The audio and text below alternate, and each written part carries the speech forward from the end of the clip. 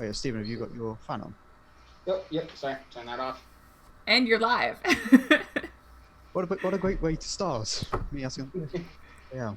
Anyway, hello everyone who is currently watching, and welcome to session 3 of the Old Myths. If you're watching live on the VOD or over on YouTube, thank you so very much for your viewership. It is greatly appreciated. And is everyone else hearing a faint echo? Is that just me? I'm not hearing anything. Lovely, he's playing tricks on me. Anyway, a couple of announcements before we go around and introduce my wonderful players. First, I believe it would be ending today, but for the month of June, Rain Rolls has been giving bits, donations, and subscriptions to the charity Trans Lifeline. I believe that will still be going on today. So if you choose to offer your support for that charity, thank you so very much. It's going to definitely to a worthwhile cause. Second, any music you hear, and the music you just heard on Starting Soon and will hear on the break, is done by the amazing composer Alex Rowe. You can find his stuff on Bandcamp, Spotify, and YouTube. I've listened to his music for years, and it's definitely good background music when writing or reading. And finally, the heat is killing me today because I'm British. It shouldn't be warm over here in Britain. So if I start to die down, I start to lag towards the end, you have my apologies, but I'm not built for warm weather. And with those announcements out of the way and the warning out of the way, why don't I go and jump to introducing my character? I've done it clockwise and anti-clockwise. Why don't I go a bit random this time? Sam, you go first. And I think you're muted. You're muted. Why did I know you were going to say my name? Hello. Hi. Yes, I'm Sam. Samtastic with 3 M's across the internet. I'll be playing Pyre. Definitely not a cleric, for sure. We both use she, her pronouns. All you need to know about Pyre is she'll kick your ass for $1. I don't know. Not true. She doesn't need $1. I mean, she doesn't even know what $1 is, to be fair. She'll just kick your ass. True. She probably would that. So why don't we jump next to the one who made this amazing background layout? I don't know the word. Overlay, whatever. You got it. Jesse. Thank you. Sorry, you got me like mid seat adjustment. Hi, I'm Jessie. You can find me at Juice the Moose across the internet. I'm playing Sin,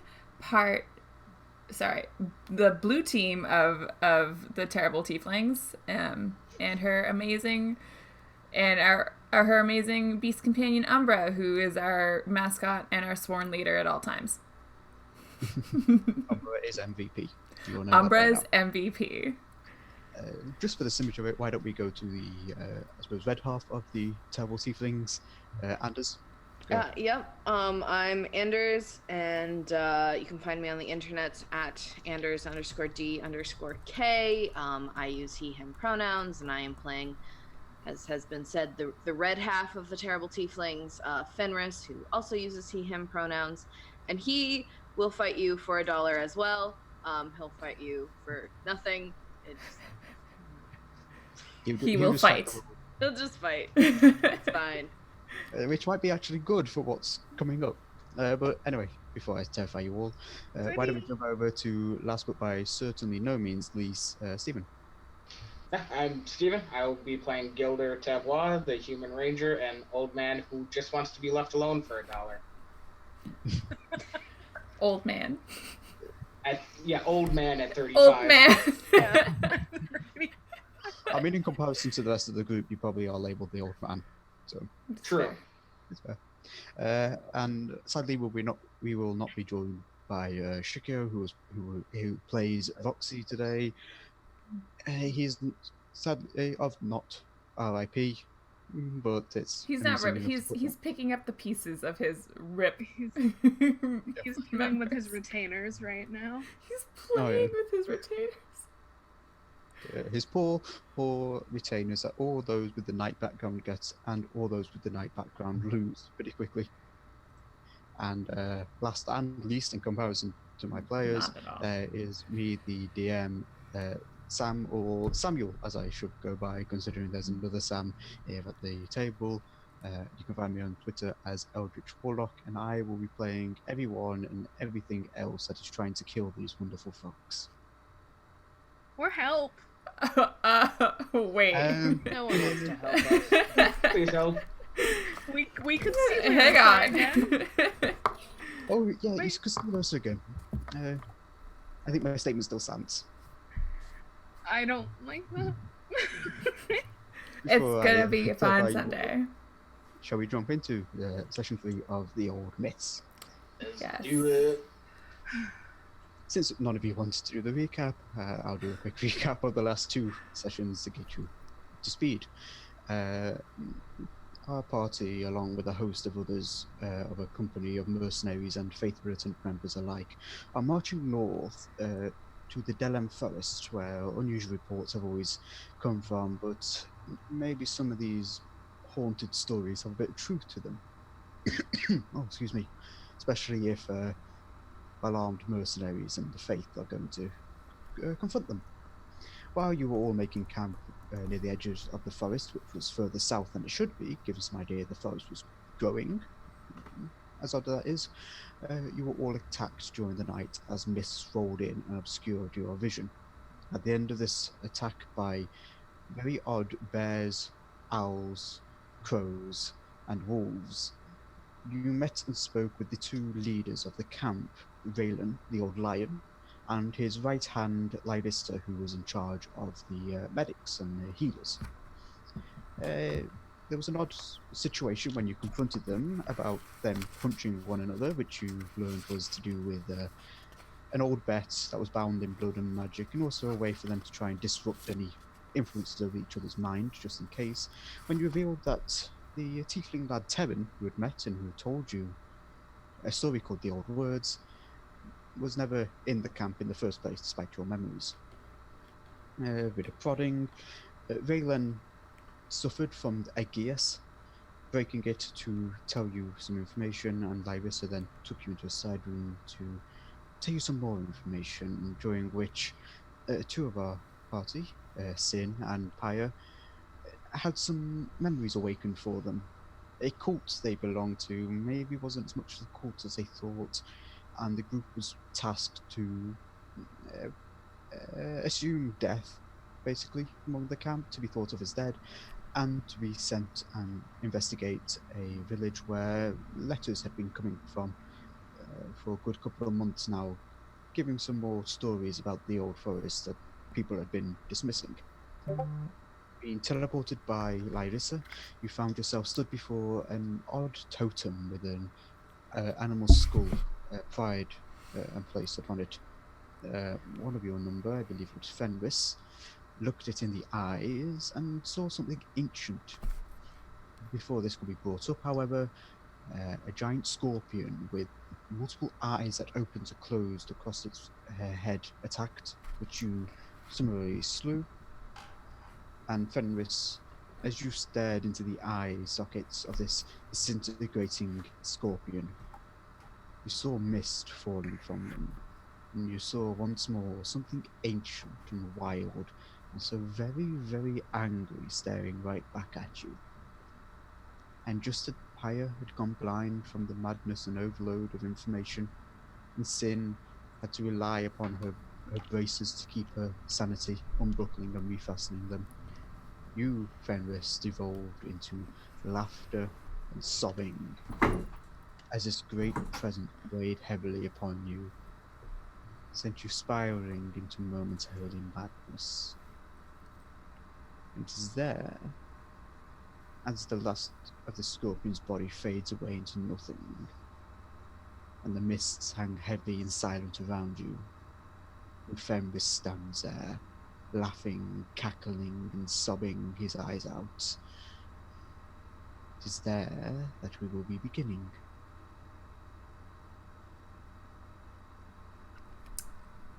I'm walking over to Fenris and slapping him across the face. Yeah, do it. Hit me. Okay. Femis, you take 1 point of damage as you are slapped across the face. You are still laughing. Yeah, I figured. Otherwise, I'd slap myself. And you will be for the next, I believe it said next 4 hours. Uh-huh. 4 hours? Yeah. Do it. It's gonna be a long 4 hours. I'm still blinded for another like 3 minutes, I think we Yep. said. Yeah, so I am gonna stay hunkered down behind my shield, like ready. I don't know. I'm so sorry. Ready to rock and roll. Yeah. Gilda, Yeah. as Pyre hunkers down, Fenris is slapped and still keeps laughing and sobbing, and Sin is the one doing the slapping. You notice, with your passive perception, which I believe is unseemly high, Above 20. you notice a familiar sight. Up on one of the higher branches of the trees that you are surrounded by, you see an owl staring at you. Goddamn birds. Shoot it. Yeah, I'm just gonna fire an arrow at it. Instinctively. You can roll to attack if you want. It's a 28 to hit. Okay, yeah, that hits easily. Go ahead and roll damage. It'll take 11 points of... Hold on. Let me make sure I'm doing it right. Why? Bonuses. Plus 5... Nope, plus 6, so 12 points of damage. Okay. You lodge this arrow in its sternum, essentially. Chest, whatever. And send it... breast, I suppose would be the better word. And send it tumbling off the tree branch. But even with that arrow lodged in it, it still managed to get its wings out and glides to a lower branch. And settles. And stares. You can see once more this very toothy grin spread across its face instead of its beak opening. That's some set one. Does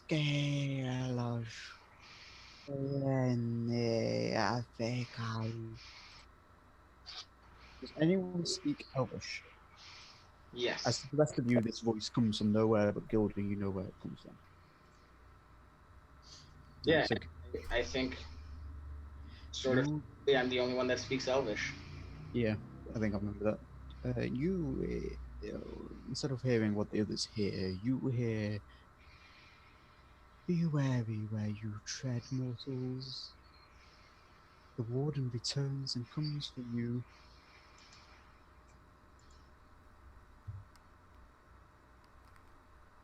Alright. Last or not, let's pack it up. Let's get going. There's no sense standing around here staring at nothing. But As you he's... say that, Gilda, you notice the second owl come and land on a different branch or a different tree. Iraske alaso. The warden watches, the warden sees. Yeah, okay, everybody, come on, let's go. We're going. Go where? Where are we? I don't even know. Just follow the sound of our voice. And, yeah, just shuffling towards Just- the village we were supposed to be heading towards. Just put a hand on Umbra, and Umbra like goes towards you. Seeing eye Panther. Say that, Gilda. You see only forest stretching out around you, and you have no idea where this village is. The only hint you have as to its location is to the scroll that Raylan, an exhausted former Raylan as he fought past the Gias, that he tossed towards the blind pier, only to be snatched by the madly laughing Fenris. Oh. We need the Grab. scroll. I grab the scroll. I'm gonna try and wrestle it out of your hands. I drop it. I pick up the Oh, yeah, scroll. Fenris, you are finding this amusing. The words of these creatures, even if you don't understand what they're saying, is just It's all hilarious. It's so very very funny how weak you are, how weak you all are as you stand within its domain, as you stand within a domain that no mortal should tread upon. And you keep laughing and laughing and can't stop. Sin, you get the scroll then. As you unravel it, Uh-huh. it is blank. Chill. I'm gonna sniff the scroll. Does Oh. it... Does it... I mean, okay, so, like, invisible ink is sometimes urine. There's nothing. Make me a perception check. Go ahead. I forgot we're not using Roll20. 20! Okay, 20. You get the smell of old mildew, of a ink that was probably not on the parchment but stored with it. It's a piece of parchment. There's no hidden ink on it. Anyone know any, like, I don't know, revealing spells? Or I hold it up to the light, or light? Yeah, is it daylight? What time of day is it? So you would know this was only a couple of hours after the sun had risen, so it's about 9 o'clock, something like that. I hold it up to the light. There is no light. The thick canopy above you, you can't even see because of how thick these mists are as they swirl around you in this small clearing you found yourself within. There's the odd ray that bites through every now and then, but it's very muted and diluted, for lack of a better word.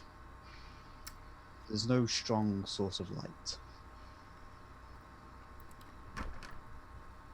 I don't have any. I'm not good at magic.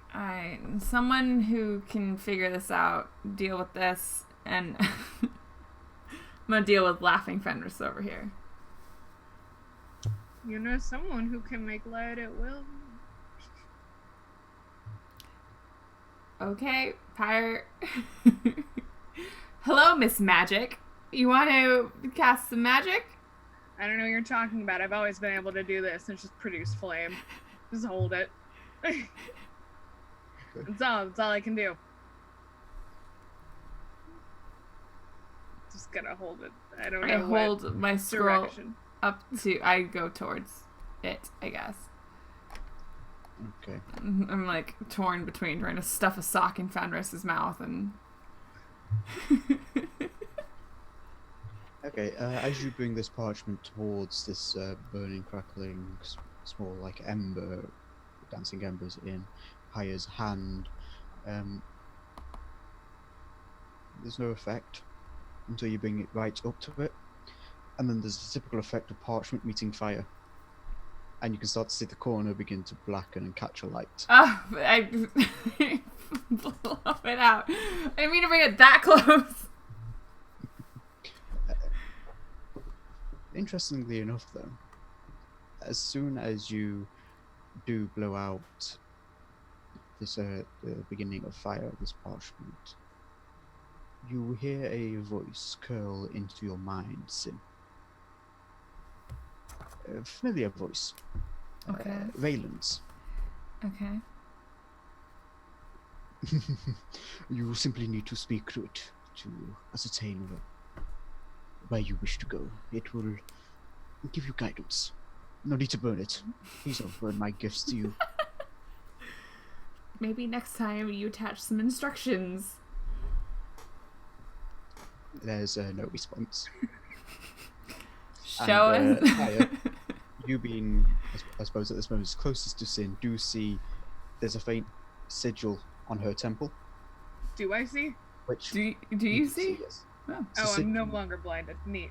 Okay. Yeah, at this point, as Sin was approaching, it would have Okay. vanished. So the first thing you see actually is Sin extinguishing this. I should have mentioned that, sorry. And this kind of sigil on a temple, which you recognise as actually being Raylan's sigil, his personal emblem. and it fades at the same moment, Sin, that his voice fades from your mind. Cool. I'm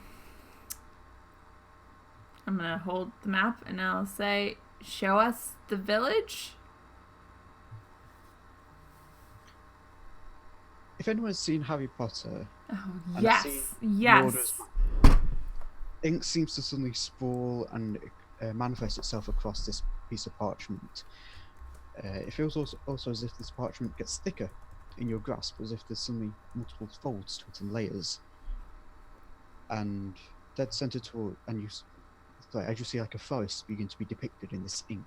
Dead center on this parchment are the words, "Please be more accurate, there are many villages." I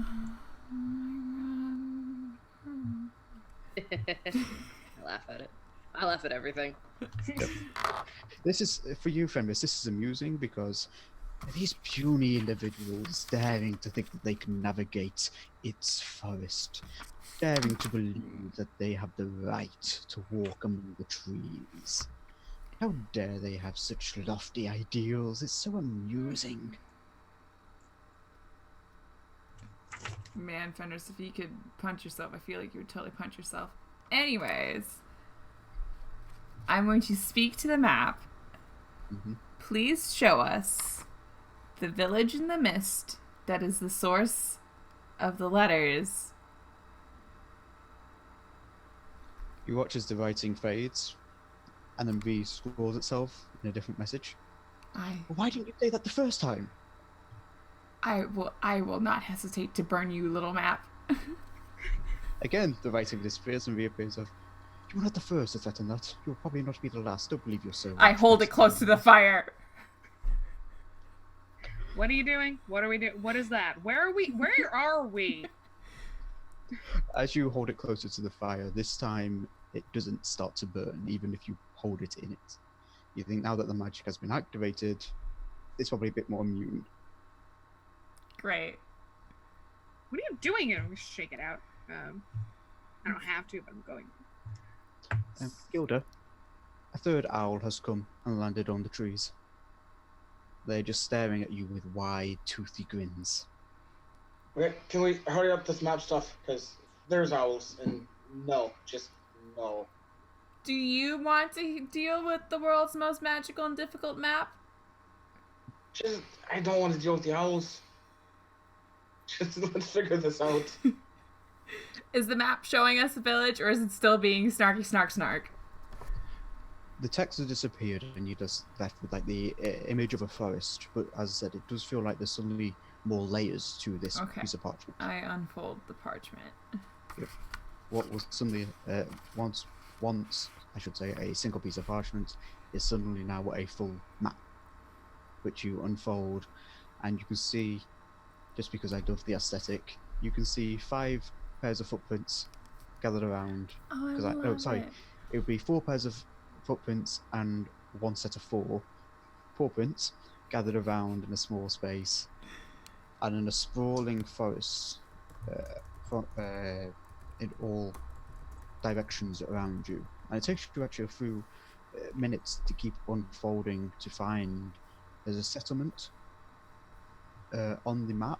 It's not named, because I'm not stealing that much from Harry Potter, but there is like the sketching of a settlement you would estimate to be maybe a survival check.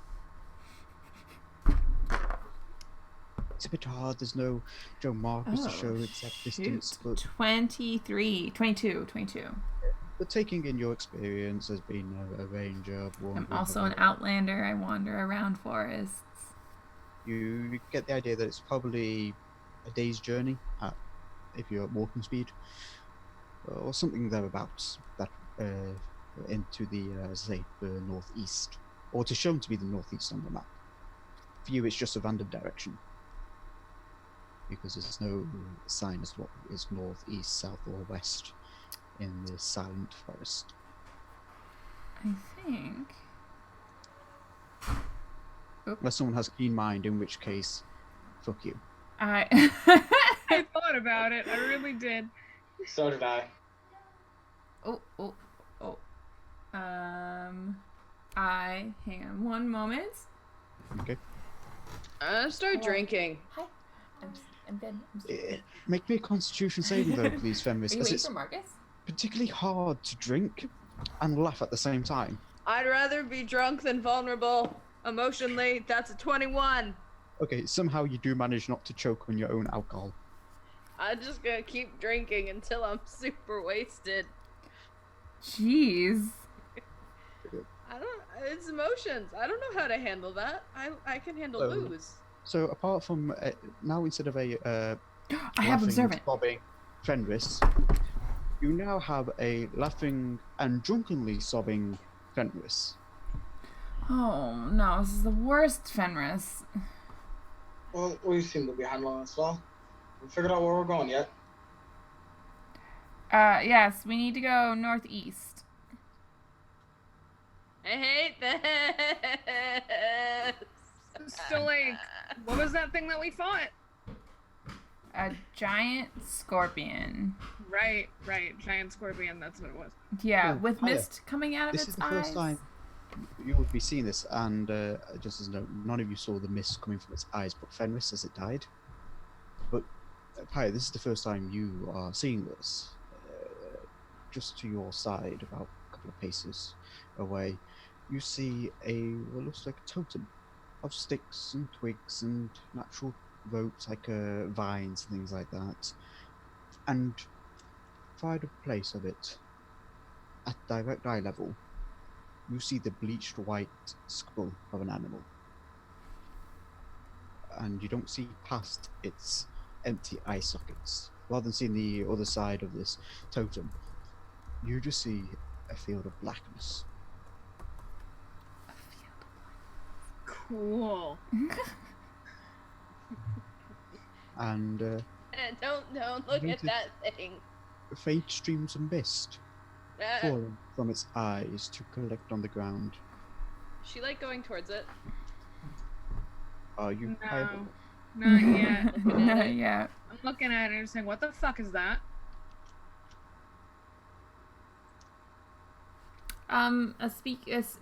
A spooky, creepy ghost totem. I think, if I remember correctly, you, Sin, and you, Fenris, would be the only ones to recognize the significance of this. You were the only ones to hear the old words as spoken by Terran. Oh yes, which is in our chat. The skulls that have no eye that see what I will read it out for you again if you want. I found it. No. Yes, please. Okay, let me just open the Word document. There it is. Dare not wander the forest. Dare not topple the totems. Dare not break the rituals, lest the forest beasts come for you. Beware the trees that hide more than shadows, the eyes that peer from eyeless skulls. For the warden watches you, waiting for the cruel. Nobody touch that totem. Oh, look at the totem. Don't. Fenris, I swear to the What's gods. What is happening? I'm gone for a couple of minutes. I'm gonna touch the amulet that I wear and go, motherfucker, I hate this, and use Eyes of the Grave. So I know the location of any undead within 60 feet that isn't behind total cover. Okay. You expend this divine sensory experience, whatever the word is, out from you, and it erupts like a wave, an unseen wave that can't be noticed by any but you. And you feel it extend out to 60 feet without pinging on anything. You are not Okay. surrounded by undead. Good for you. No. And, hooray! We're Hooray. saved. No undead. Mental note of that. So do we smash that? No, What's the deal? no. Let's just go northeast, which is is there any like With the map and the kind of the imprints of the footprint, you spin around a little bit, and you finally find which direction is northeast. perfect. Also, are we in a forest? We're in a forest, right? This is a Yes, we are. forest. Excellent. Favored terrain for the win. Well, it's a forest. Oh no. It's a with forest. very strong and bold quotation marks. Don't air quote Oh it. God! Don't Don't air mess quote with the forest. But Okay. yes, by and large, mechanically, you are in a forest. Okay, great. So, by and large, until something terrible happens, I will be Yep. fairly confident going forward. Until I am not. Yay. That way, let's go. I assume naturally the MVP and leader of the group, Umbra, is leading the way. Yes, because Pyro can see now. I think it'd be a combination of Umbra and it's the dynamic. We're the terrible tieflings. It's the dynamic duo of Sin and Umbra. Okay, good to know.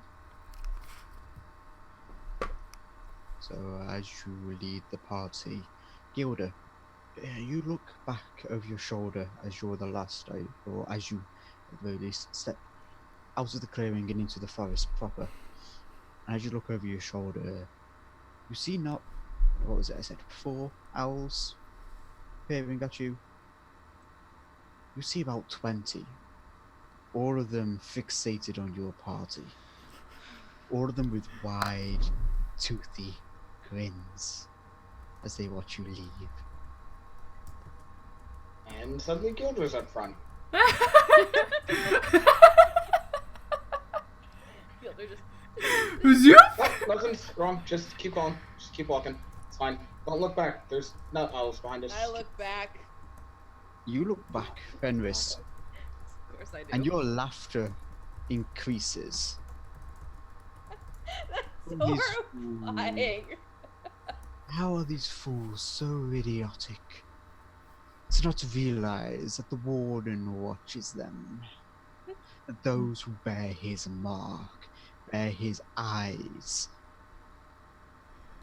You're being watched, and how foolish are the rest of your friends to not realize that fact? You laugh harder and cry harder as this knowledge twists itself in your mind.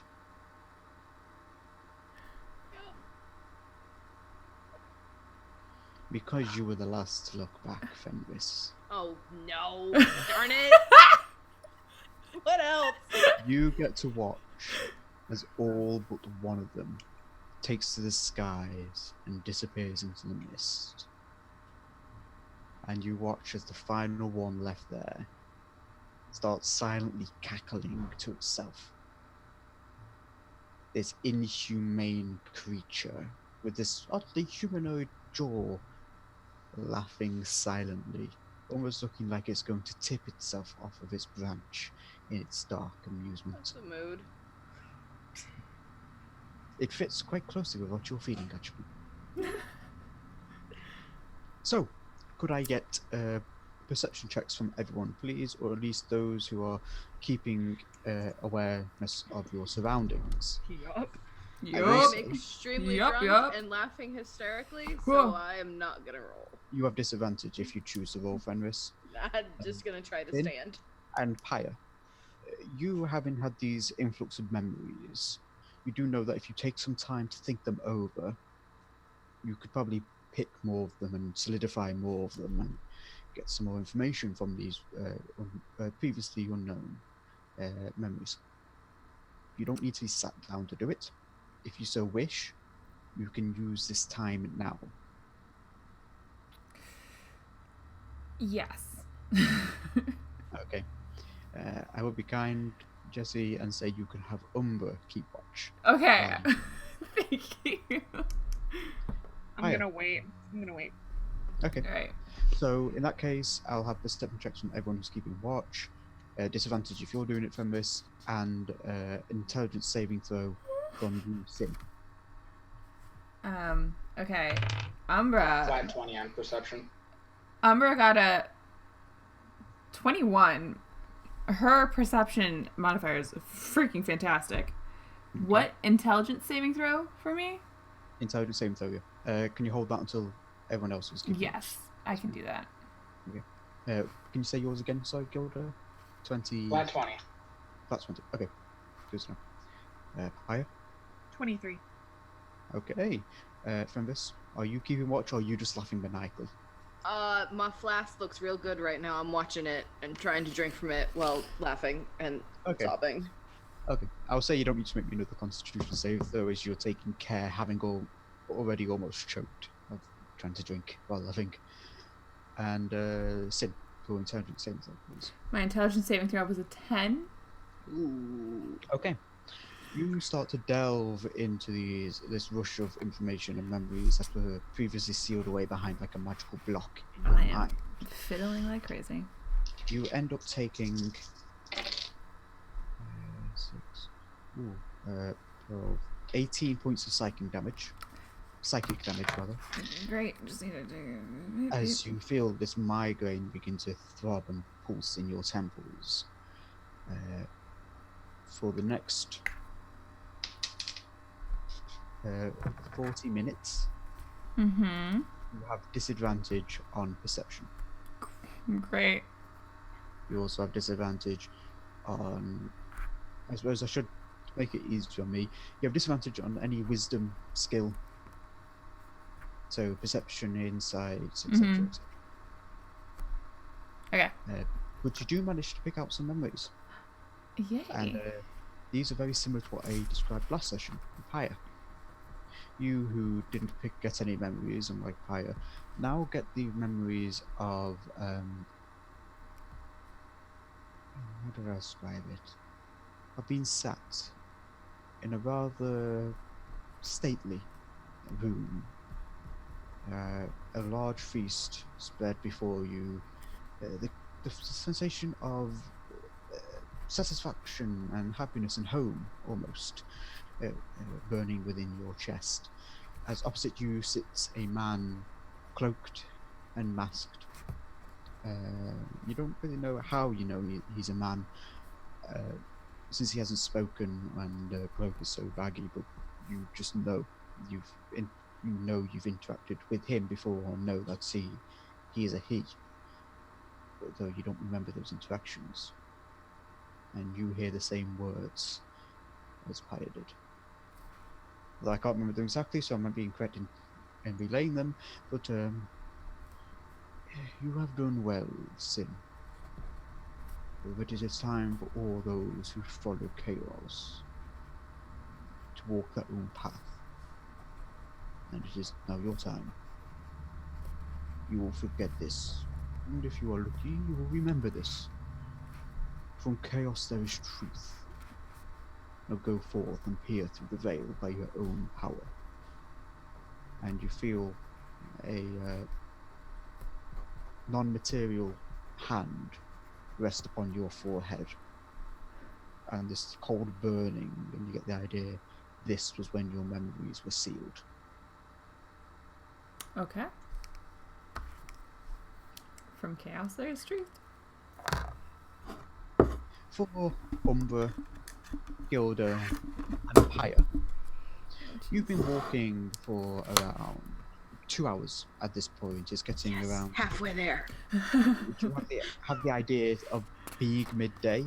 Maybe you're losing track of time, and it's without the sun to keep track of it. It's a bit hard to maintain your internal clocks. But you think it's been around 2 hours, and it's around midday at this point when the three of you, Umbra, Gilda, Aya, hear something coming from ahead of you.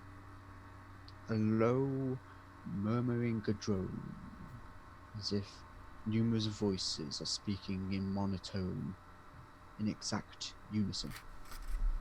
Can't make out any words,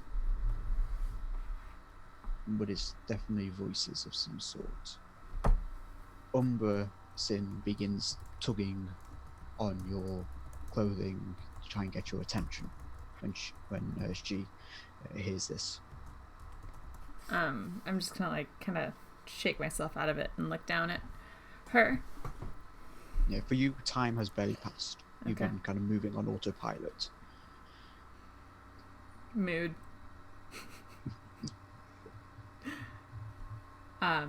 What is it? What do you hear? What is it, girl? If I had the ability to do animal noises, I would do what Matt Mercer does for Trinket I don't have those abilities though, so I'll simply say that through your previously established way of talking to each other, your animal companion and you, Mm-hmm. Umbra gives the signal of something ahead, but when you try and press for numbers, she's unable to do so. I'm going to.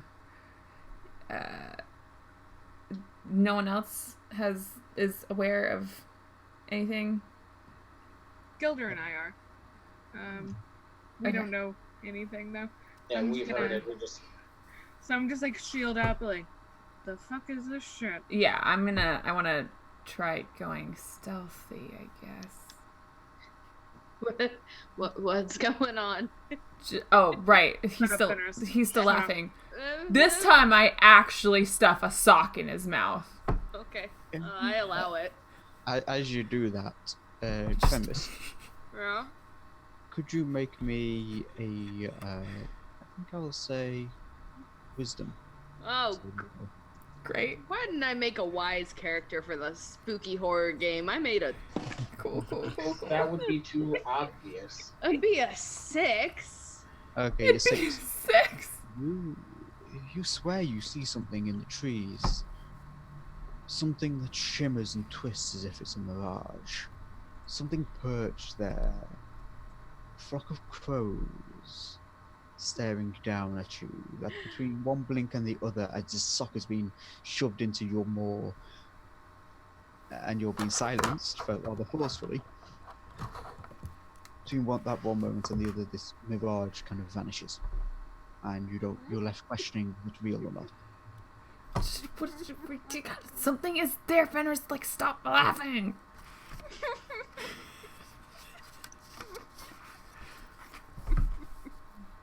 Alright. Yeah. As a quick recap to where everyone's madness is, Femis, you've got 2 hours left. Sin, I'll say at this point you've also got 2 hours left on your disadvantage. You'll have stopped needing to rely on this weight of your braces upon your wrist to keep yourself grounded, and you no longer feel the incessant need to unbuckle and refasten them. I feel like I'm not gonna like do it incessantly, but now it's just become a comfort thing. Yeah, okay. But yeah, you said you were trying to stealthily move ahead. Yes, I want to stealthily keep a low cover. I'm gonna give Umbra the command sneak, which is Serpo, and we're gonna go stealth. I'll have a stealth check then from you and Umbra. Here goes 2d20s, please. Good lord. Behind the tree as well. Oh my god. Okay, what's a nat 20?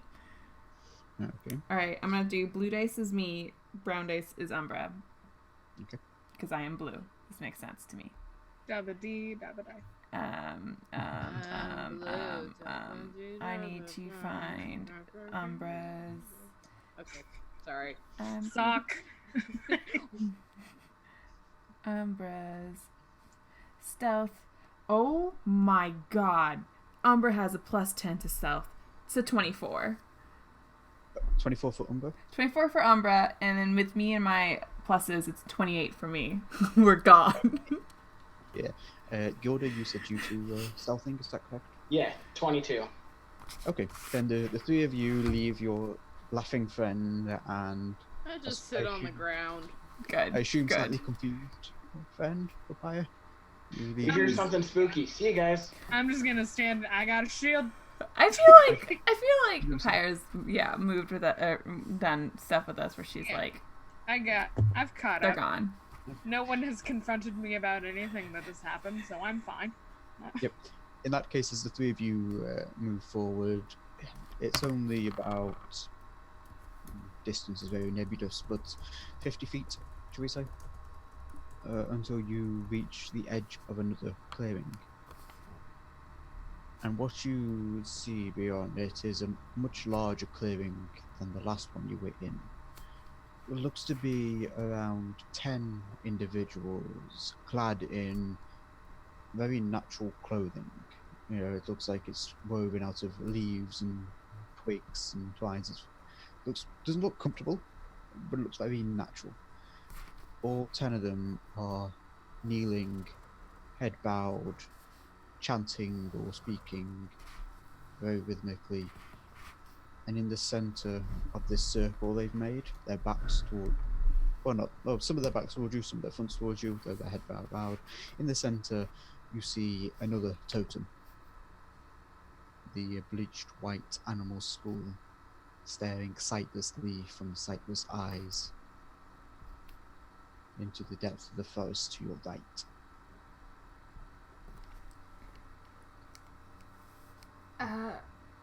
Is there any way to tell, are they being like controlled by the totem to worship it? You can make me an insight check if you want. Okay. Is there any way to do I have like vision? Do I have visuals on Gilder? I'll say because you're moving as a group, you do see each other, despite your amazing stealth rolls. You do have an idea where each other is.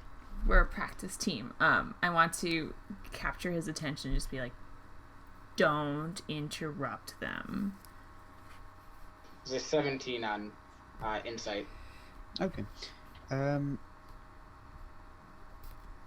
It's hard to tell really if something's being like its attention is being captured by something else if you've not seen their previous behavior. But as far as you can tell, it doesn't seem like it. It doesn't seem like they're not acting in unison other than they're chanting. There are kind of natural shifts to posture as they're kneeling on the ground. You know, like a very natural movements, and that's all different for each individual. So as far as you can tell, probably not.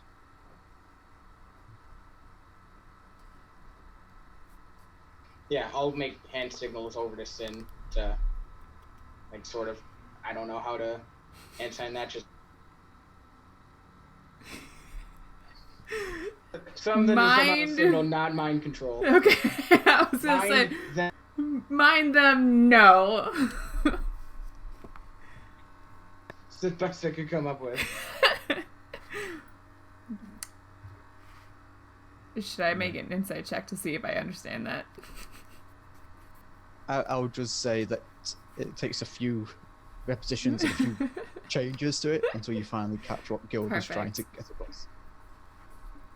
Kind of understand. She's just like, yep, just don't go over there, and then just tell her in person. They're not under any sort of mind control, from what I can tell. Let's go back to the party and let's try to avoid them. We don't want to disturb their rituals.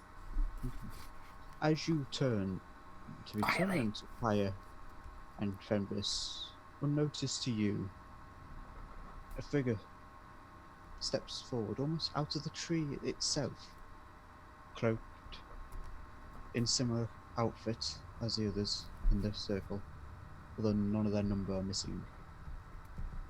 And you see a face that looks humanoid, but as if it's woven out of the forest itself. Branches giving this facade of humanoid features. From the looks of it, copying certain aspects of both of you. And you only get that idea because instead of a mouth, there is the snout of Umbra. So it seems to be imitating. And it just stares silently at you, having snuck up on you.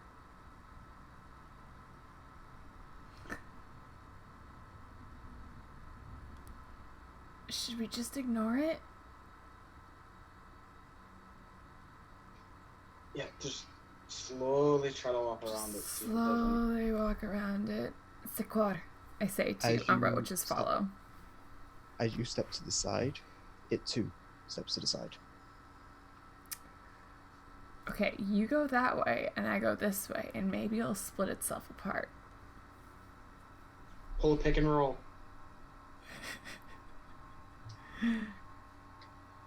So yeah, I'll head more to the right and around and see if it follows either one.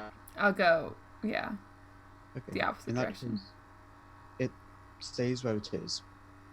You watch these vines giving it its head unravel, and for a moment there's just the neck and this massive vines before they re-wrap around one another, and you each see a face staring at you. Yeah, that's terrifying. Just keep just keep going in a Yeah. wide circle around it. Can I see any of this? No, they're about 60 feet, and the forest is so thick. Cool, Oh. Fenris, it's you and me.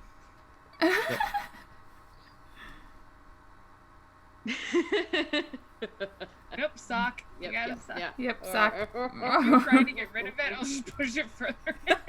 I'm not trying to get rid of it. I hate Yeah. this. Sin and Gilda. He just stands there. This very fake smile on its fake lips.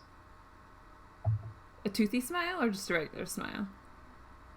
I can't really do it because of your teeth, but it's just like a gap that's imitating a smile. So there's no teeth. Ugh, no, I don't like that. That's a Big yikes. big yikes, big yikes. I don't want to. I'm just gonna Good.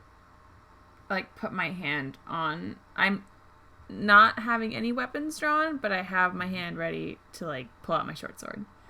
Okay. Cool. And its head just keeps twisting. And with it now being two heads, it's got this odd effect of they're both twisting in different directions. So you can see the back of the head that's facing the other one. Chill. Very odd effect. It's a big no. It's the biggest no. Yeah, I'm just hustling back to Pyre and Fenris. Yeah. Yes. I feel like as soon as we like go around it and meet up, I'm gonna just be like, run. Okay. So for you, Pyre and Fenris, you watch as Gilda, Sin, and Umber suddenly burst out of the mist and the tightly closed trees. Jump up. Drunkenly. But I'm up. Sit back down. What is it? What? Pyre, Fucking know what it was. as you ask that question, you see from behind them, stepping out almost as if from the trees, a creature, humanoid in shape, clad in very natural-looking clothes, even though they look unnatural, with a face that seems to look humanoid. You realise it's got aspects of Gilda, Sin, Fenris, and you, and even Umber, as it has a snout instead of a mouth or jaw, and it's got a wide, empty grin. Hey, I know we're not supposed to like disturb anything, but like I really want to burn this sucker down. Yeah, that saves the explanation. You want me to hit it? Can I hit As it? are you mimicking it? Hi. Yep. Okay. As you do that, the grin seems to spread even wider, and it.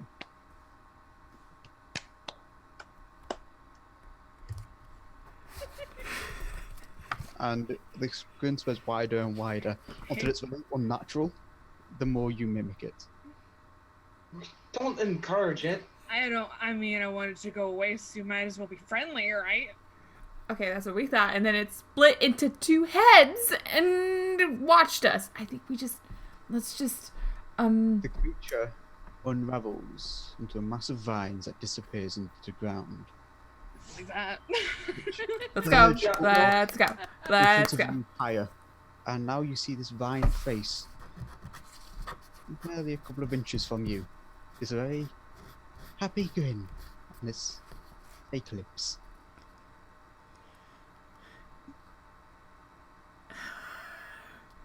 Hello. Don't name it. Whatever you do, don't name it. Oh, Mm. What's your name? it's... Oh, aim.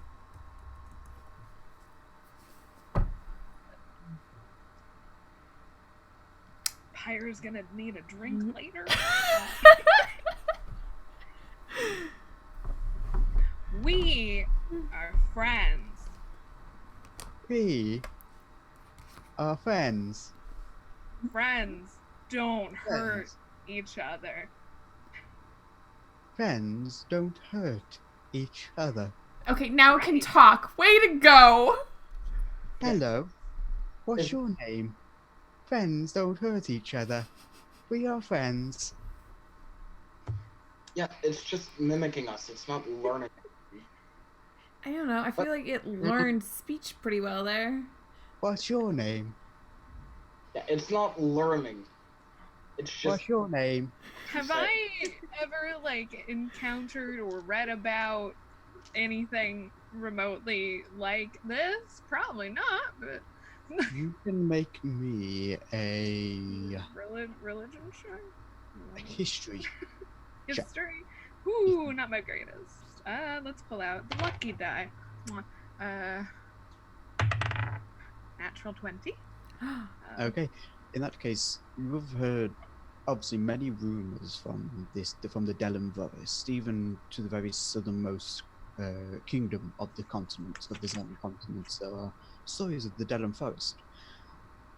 You've heard of a creature of old that was apparently seen some millennia ago, but hasn't been ever documented, that manifests itself from its surroundings and learns from those that interact with it as to their demeanor, attitude towards others. There are very conflicting accounts. So some laud them as being almost like childlike, just wanting to learn and experience new things. Others see them very sinister, looking to learn, to replace, to supplement. It depends on which story you listen to, but their behavior is always changing. What is consistent is that they manifest themselves on the surroundings, and they always learn from those they interact with. Oddly, sometimes surpassing what is shown to them. So you taught it how to talk. Cool. Do I remember anything about? Have I read anything about how to kill them, or like what you do if you encounter one? In the stories, again, it depends on which story you listen to. Some say you just interact with them friendly and they'll be friendly in turn. Others say you should kill them on sight and that there is some core aspect to their creature, the thing that they manifest first when taking a form, that has to be destroyed to kill them. Again, it depends which story you listen to, but you've encountered them in your readings with the church and in different storybooks.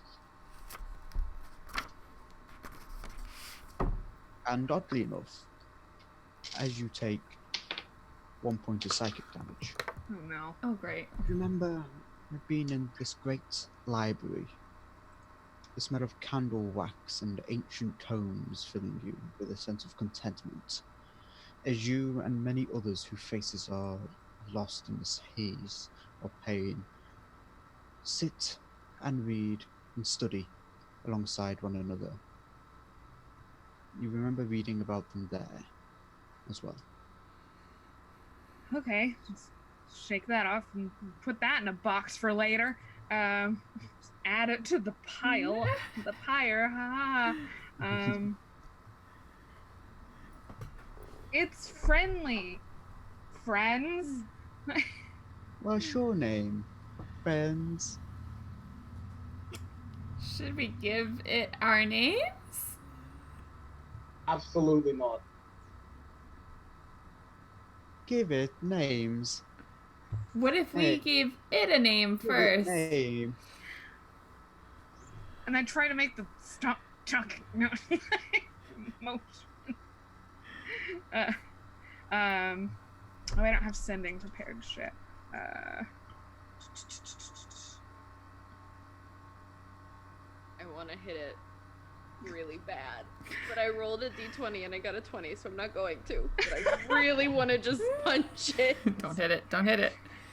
You watch as its head turns to you, Fenris.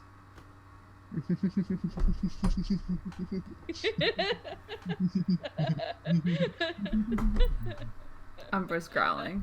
Umbra's What's your growling. name? Friends. Friends, friends, what's your name?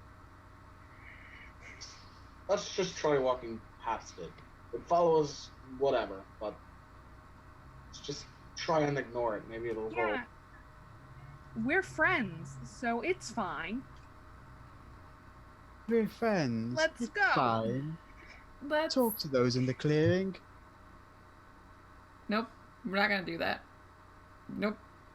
Let's not do Find that. the totem. Nope. Find the truth. Mm-mm. You watch as its form again unravels the head and reforms into a face familiar to you. Of a young tiefling with two horns curling up into the air and short cropped hair to the shoulder, shaggy. The face of Terran. Talk to the totem. Talk to the totem. Oh no, guys! I think we need to talk to the totem. The old words. No, we The don't. old words are to be known. But what about Terran? He existed. We touched him. We know he's real. I punch it. Oh no! Go ahead and roll to attack. He would. Oh no, that's terrible. That's a 3 plus. Well, it's plus things. What's it plus? What do I do when I attack things? Plus You one, don't want it to 12. kill us. TPK. Okay. Can You I? watch as its form. You swear you hit it, but you watch as its form seems to unravel, and you realise your fist is inside this mess of thorns. And it waits until you pull your hand back to reform itself. Can I tackle Fenris to the ground? You can try. You can try, yes, indeed. So make an attack roll if you wish to tackle Fenris. Umbra, pounce! Okay. Give it to Make an the. attack roll. What did I do with my Umbra dice? Come on, girl. Come on, girl. Oh my god.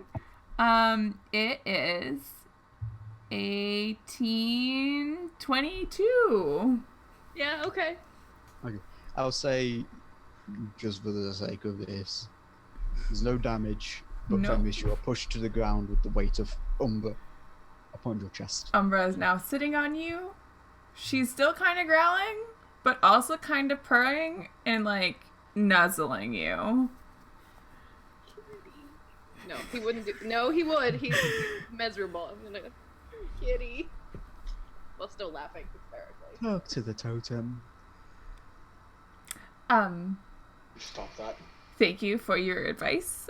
We shall take that into consideration on our travels. Let's go. Talk to the totem. Learn the old words. Beware the eyes that spit here from my eyeless eyes. I mean, Talk to the totem. Learn the truth. You told us Wait, to talk to him, but then totem. not to look at the eyes. Which totem? The one with the people or the one? Talk to we've those with the escaped. totem. Talk to the totem. Talk to those with the totem. Goodbye, friends. I mean, if we're friends and it thinks that we're friends, then maybe it's giving us friendly advice. You watch. Oh god. I looked at the totem. Oh no. You Yeah. will remember, Fenris, your madness only came when you looked in the eyes of the scorpion as it died. Just as a hit reminder. But you watch as this creature's body seems to unravel and sink into the ground until only the head is left. Talk to the totem. I am Lerash Colon Salis. Goodbye, friends. Goodbye, With Liz. Goodbye, friend. Celise. I'm gonna just call him I'm gonna Celise. I'm gonna pull out my pipe. You notice Sin and Gilda having the highest passives. That the monotone sound of voices has changed. Still monotone, still voices, but no longer are they speaking in unison. Just in the very background of this silent forest, you pick up that they're now talking over one another. Well, whatever they were doing, it's over now. That can't possibly be bad. I think we need to go back.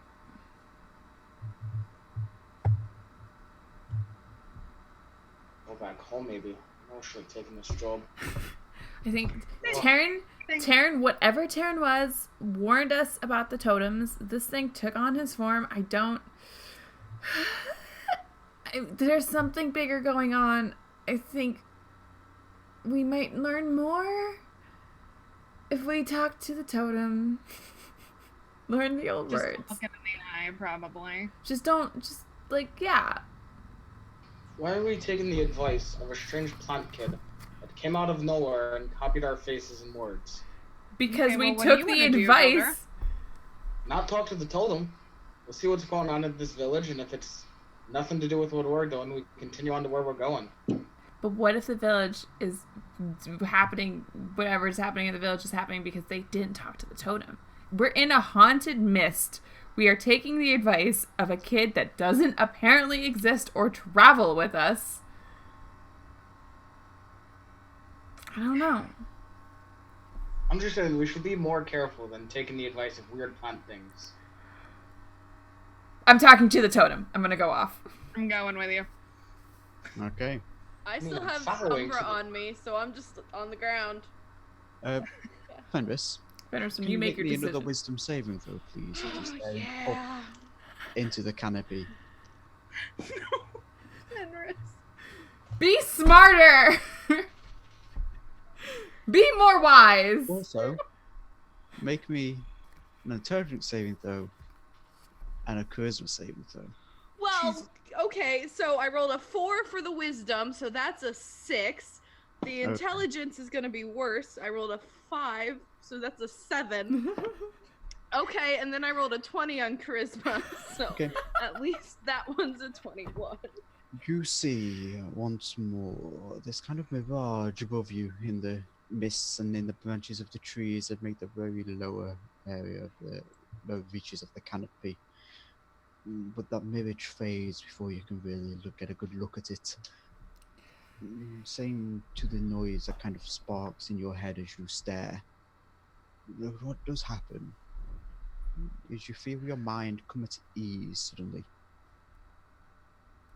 You feel tear tracks on your face, wet tears and dry alike, and you don't know quite why you were crying. You feel your diaphragm and throat and mouth ache from constant laughter. Though you don't quite know what you found so funny. All those thoughts you've had while you were finding everything so very amusing drift out of your grasp like faint mist on the breeze. And while you stop laughing and finding everything amusing and stop sobbing and falling quiet for the first time in 2 hours, you can't quite remember what stirred those activities. All you remember for certain is watching as that scorpion died and seeing it fade away. You don't remember the eyes that peered through the eyeless skull of that scorpion.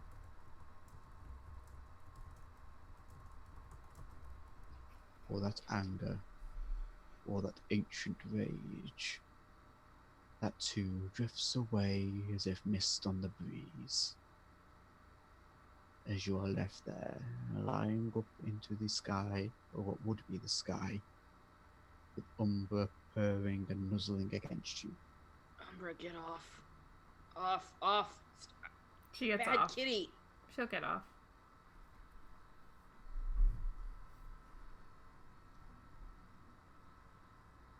The flask is empty. All of you notice this, having grown kind of used to the sound of Fenris laughing and sobbing in unison. The sudden quiet from him is a bit unsettling. I mean, to be fair, this whole place is unsettling, so. So, Skin. Feeling alright back there, Fenris? Oh, okay. I'm out of booze. Does anyone have any booze? I'm I think I have a little bit left. I'll yeah, tuck in the wineskin. entire thing.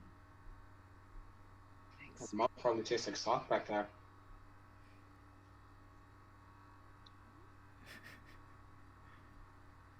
That was weird. Let's not. What's going on? You do very faintly have memories of what you just encountered, Fenris. But it's kind of like it's caught in a haze. You remember it, and you remember everything that happened fully. There's no lost moments of time, but it feels as if it's, almost only just in reach. Alright, let's go talk to the thing, or the people, or Terran, or whatever we're supposed to be. Just, yeah. I'll keep a lookout behind us. Yeah. Okay. Is anyone else following Sin and Fenris? Or I'm Gilda? with that. Yeah, I wasn't sure if I was still in the clearing. Yeah, you were on like the way. I'll say you went to go to the clearing, and then you heard the silence from Fenris, Okay. and you would have stopped, I assume. Yeah. Gilda, are you following as well? Yeah, I think we were all heading there. I'm just not wanting to listen to a plant boy.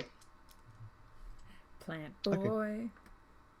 Plant boy, would you? As you approach this clearing, then you all start to hear this now. The monotone drone of numerous voices overlapping one another, no longer speaking in unison. And as you get to the edge of this clearing, you see 20 individuals dressed in very natural clothing that really doesn't look comfortable.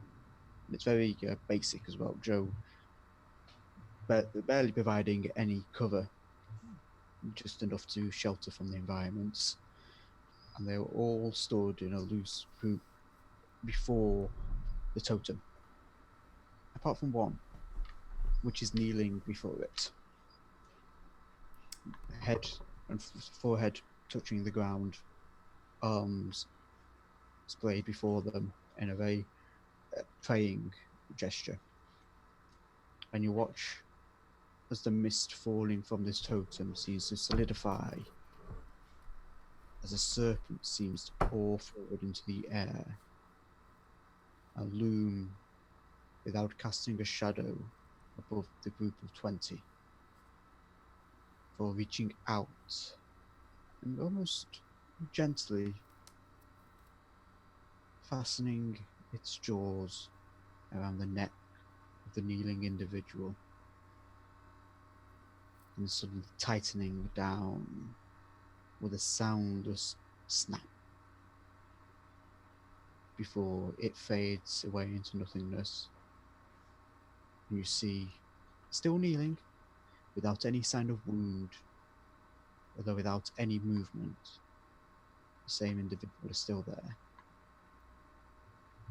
And it is on that sight that I think we will go to a quick break. Ooh.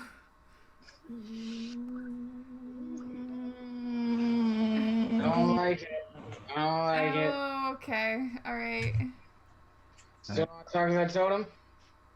So I guess I'll see you lots in 5 to 10 minutes. As they got recovered from what I just put them through. See you soon. See you in a minute.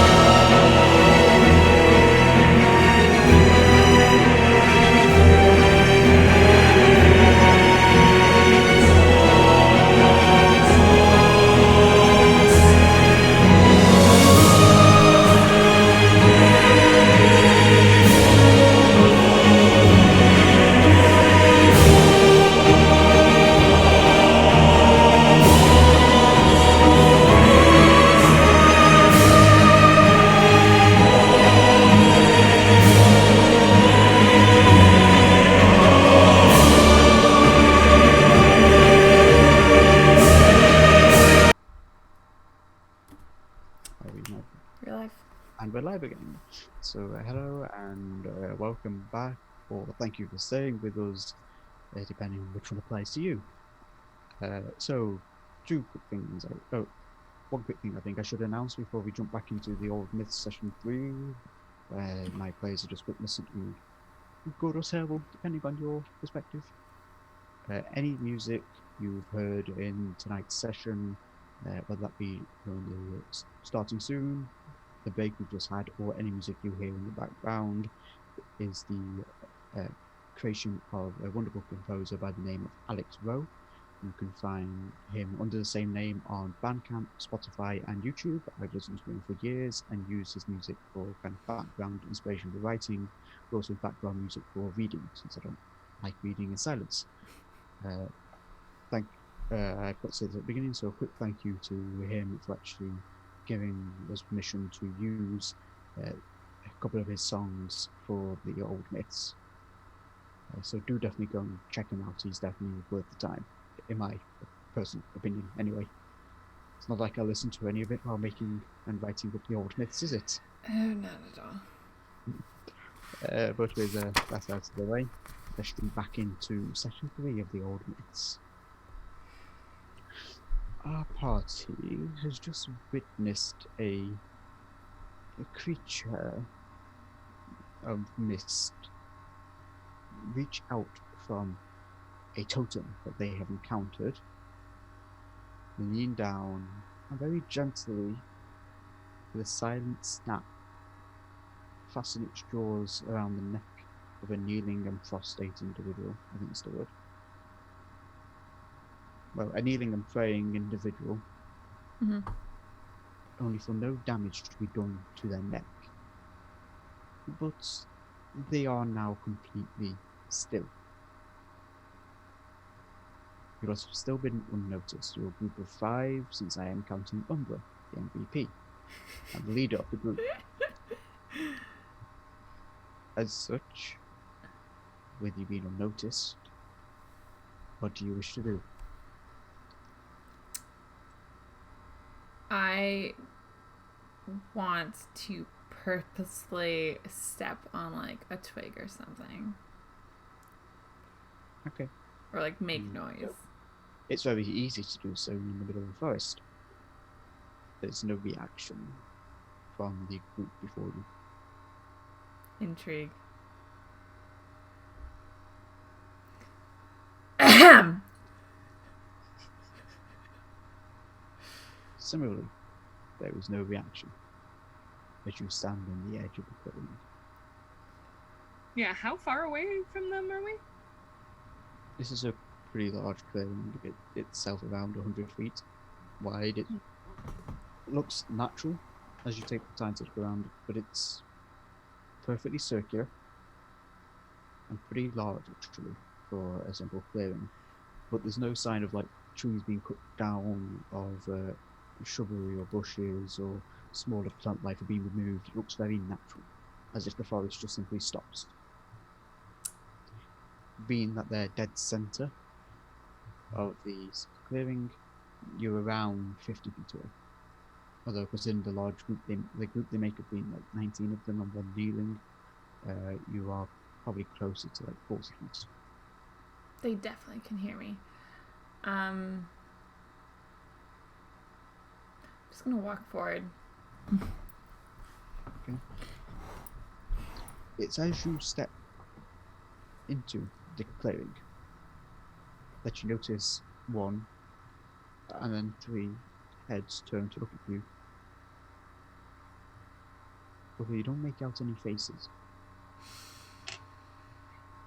They seem blank.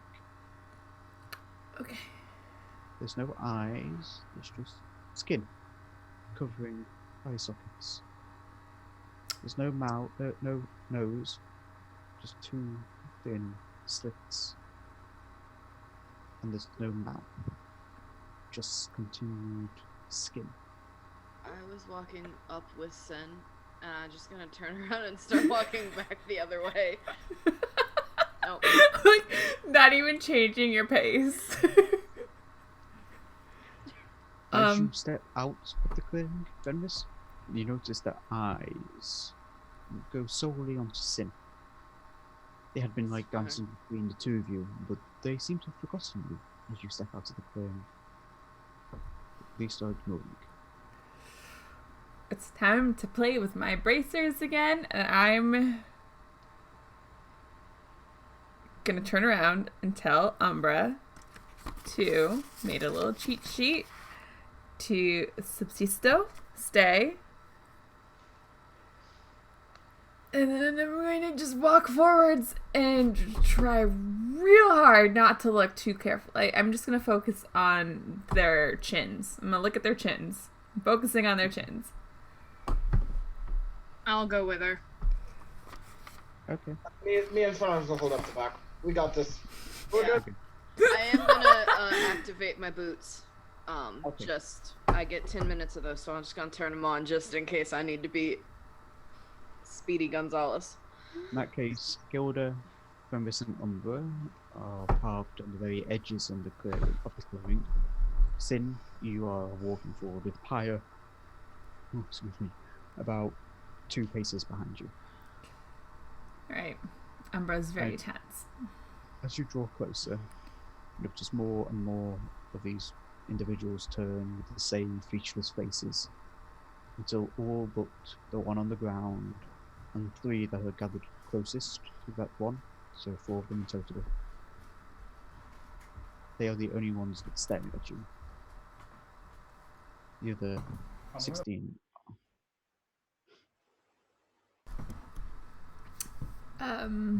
stare silently, without mouths, without eyes, and without noses. I'm just going to go straight to the totem, I guess. I'm not going to even try to talk to the mouthless ones. Okay. As We're you, chanting. as you walk Oh closer, god, how are they chanting? you hear a voice stir inside of your mind, Sin. Very neutral, very monotone. I can't do it myself, but very without inflection, I guess. You can't identify it male or female. You can't identify it as happy, sad, annoyed, or any emotion. It is almost as if you're reading black and white text, but it's audible. Very simplistic and monotone. Do you wish to know the truth? I do. A number of them step aside, start to clear a path towards the totem. There's some still in your way. But there's a beginning of a corridor, if you will, being formed. I just give Umbra a look. Raise my eyebrow. Umbra, sorry. Pyre. A look. Raise my eyebrows. And say to her, onwards and upwards? And I just keep going. Are you still following Pyre?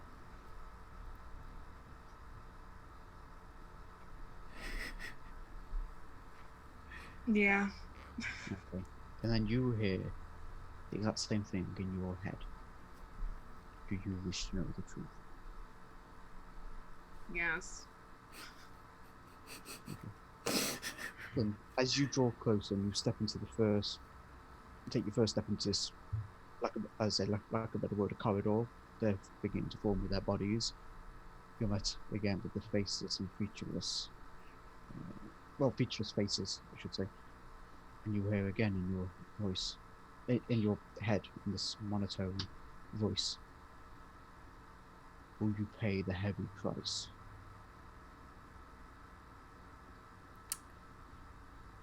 What's the heavy price? Will you pay the heavy price? Fuck.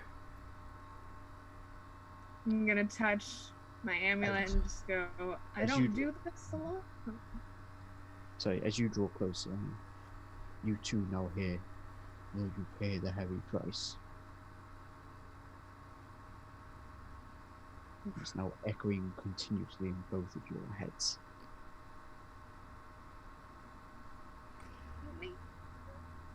I'm gonna try to cut through all that. I'm gonna touch my amulet, and I'm just gonna.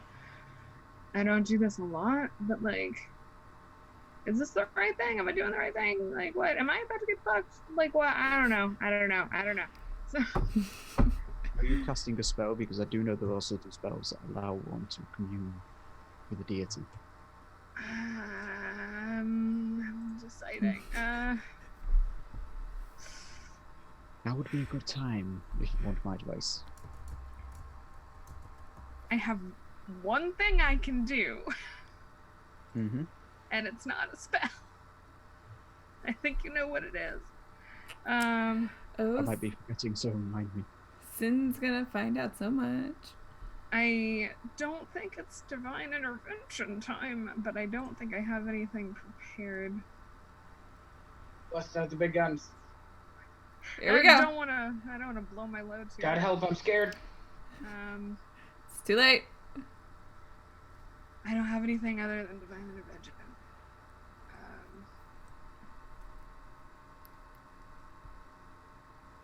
Nope, it's not a spell. I'm just asking.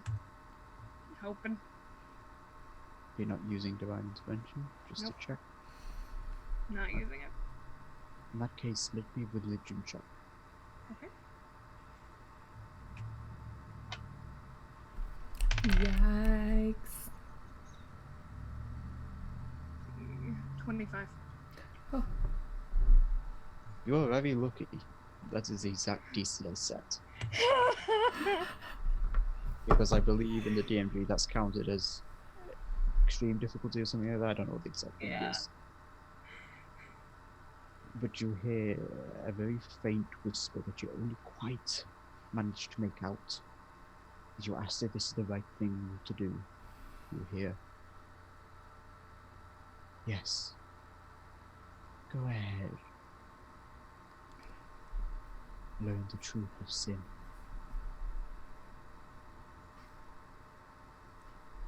And it was definitely her. It was once more the very more ancient and powerful version to you. The higher god speaking through the voice of a lower deity. I'll go with sin. Okay. In that case, as you give this idea of consent, they step aside for you. But for you, Sin, you still hear, will you pay the heavy price? As you watch Pyre begin to roll forwards. I am sticking to my character's motto, onwards and upwards, or onwards and upwards into hell. Yes. In that case, And I, the both of you walk forwards. but I'm gonna Okay. shoot a glance towards Umbra when I say it. 'Cause, oh boy, I'm concerned. As you reach the three that are stood around the kneeling individual, they turn to face you, and again, featureless faces greet you. Will you hold? Will you hold strong and fast to your agreement? I'm gonna glance at Sin I'm, for a second. I'm going to glance at Pyre. Just like we're doing this. Into hell. Here we are. All right. Just say yes. They step I- aside and gesture to each side of this kneeling individual. Then kneel and ask. Can I do like a quick, observation, investigation, see if if this individual's alive? Make me a medicine check. Oh, okay, cool. Yeah, Which, wisdom, I don't think it's intelligence, but if it's wisdom, it's mental. it is. No, medicine is wisdom. Oh, and it's a disadvantage. My God. Please. No. No. It's a Higher. 9. It was a nat 20. Pyre, you can see Sin doing this, and I will say if you want, you can follow. Oh, yep. Sure do. But to you, Sin, that is a non-breathing body. The breath Medicine. within is. There's 19. no rise and fall of the chest. Okay, alright. For you, Pyre, you notice this also. They're not breathing. There's no rise and fall of the chest, but there's a faint quiver at the pulse point on the neck. A very heavy and fast heartbeat.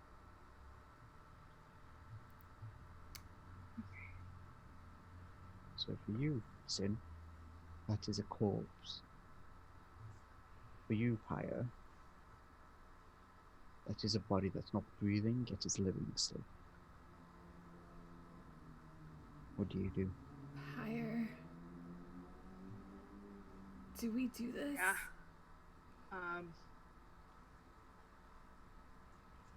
It's too late, isn't it? It's too late. Yeah, it's kind of late. It's too late. Okay. Yeah. I'm gonna shoot one more glance at Umbra and Fenris. And I want to just like look at Fenris. Fenris, I'm looking at you.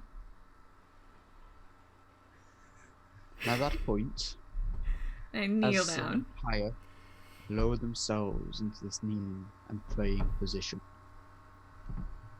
Yoda, Fenris, what are you two doing?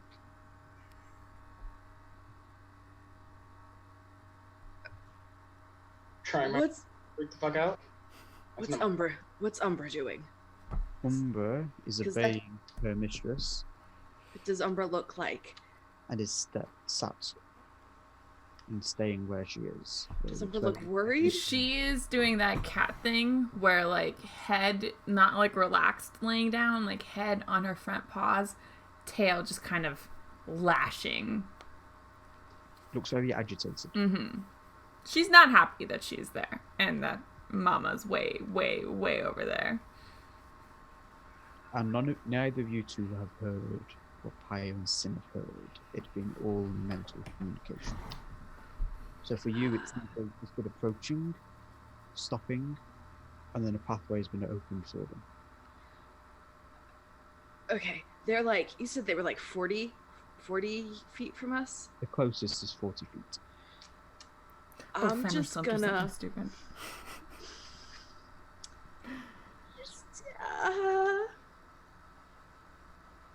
I'm prepare Okay. myself to, if I see them go down, run, grab them and bring them back, because I have my boots on. I'm real fast. I'm just Okay. ready. Okay. I'm not gonna do anything yet. Gilder's Thank you. nervously got an arrow prepared. Probably accidentally fire at the totem if he saw that thing come out again. Just in a panic. But currently, it's just arrows knocked and ready for if something goes down. Okay. I have anxious twitching tail behind me. Just Matching Umbra's anxious twitching tail. yeah. If I had a tail, it would also be anxious twitching. In that case, Just Sin pretend. and Pyre, as you are knelt there, you feel the presence press upon your mind. Something ancient, so very, very old, and so very, very angry. Although that anger seems to be withheld for now. Though you hear not words, the sensations you experience seem to translate into a question in your minds. What do you seek to ask? Ooh, probably should have prepared for this.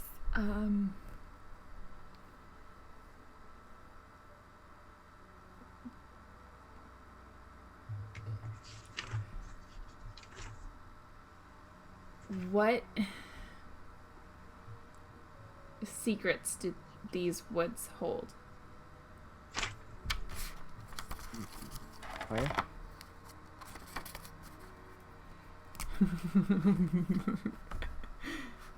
It's a guest speaker in school, and I have to come up with questions to ask them.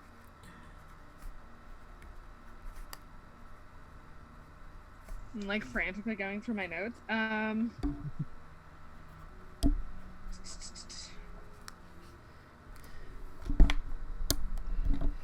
Oh, Sid, did you say that out loud? by the I way? did.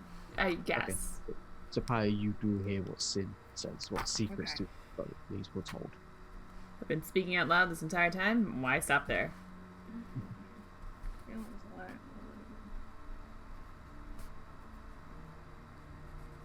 What's past the lie that all believe to be true?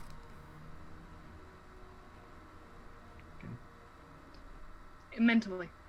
You hear no response, either of you, with your mentor and audible question, but you do feel hands set upon your shoulders as two individuals each gather on either side of you, and at the same time you hear in your voice, "You will watch over your bodies, you will not be harmed.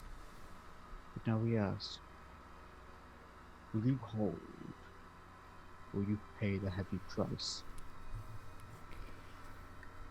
Are you certain in your choices?"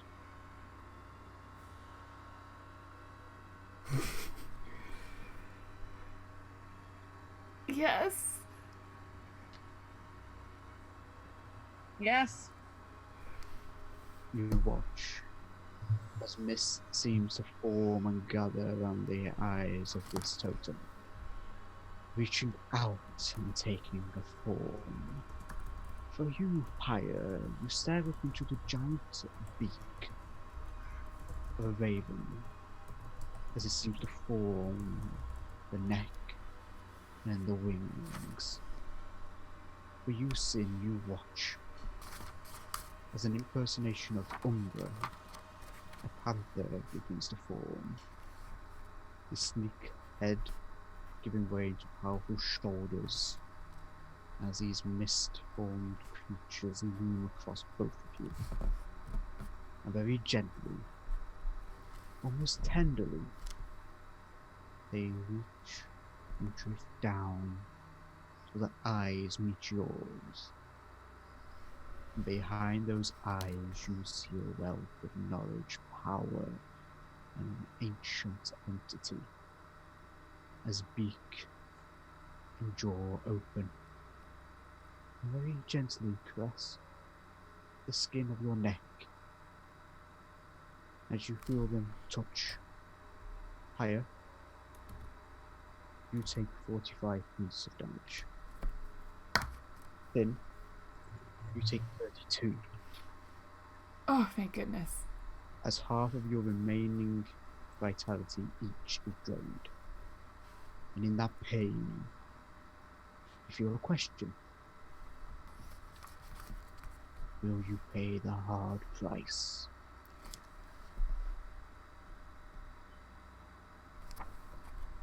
What do we see?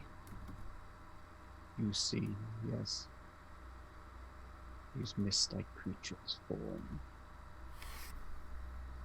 and wrap their beak and jaw around the necks of Sin and Pyre as they kneel there in prayer.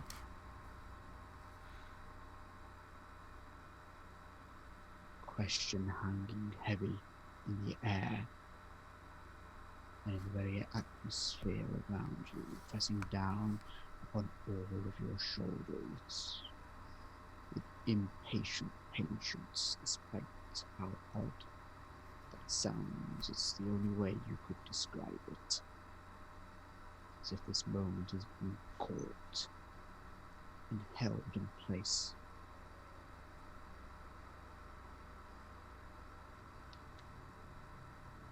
Yes. Yes. Hilda, Fenris, you watch as first the beak and then the jaws of this panther fasten around the necks. I'm going. of Higher. Mm, I prepped that I was gonna go. I If I know. see those jaws close, I'm grabbing Sen. Oh I can God. move 100 feet in 6 seconds. Stop with my it. boots. Don't do it. Bear with me a second then. Sin, you drop to 0 hit points. As do you, Pyre. And technically you immediately fail 3 saving throws. As you feel the ties to your physical form loosen. You become further and further away. Your soul is being dragged away into an eternity, into a pit of the void and the abyss, and all things silent and dark that looms out of the corners of your eyes. Your nightmares and dreams surround you as you feel your life seemingly end. Fenris, as you surge forwards, your intent engraved within every muscle of your body, you watch individuals hold up their hands towards you, and I need you to make me a wisdom saving throw. 15 times over. How many times over? 15. Well, the first one was a 2. In that case, 3. that's all I need. Natural 1. Yeah. Oh It's going God. great. I hate this dice. As 15, those not gathered around the forms of Sin and Pyre hold their hands towards you as you lurch forwards. You feel your mind go blank. And while you are conscious, you can't move your body despite how much you are strained. You are stunned for the next minute. Sorry, I was on mute, so I couldn't ask. Would I have been able to fire off a shot before they got to Fenris? Before the cloak, these figures, the faceless. Yeah, before Fenris got into range, if I see them raising their hands, could I have fired a lightning arrow? You could, yes. Okay, now I'm gonna do that. Go ahead.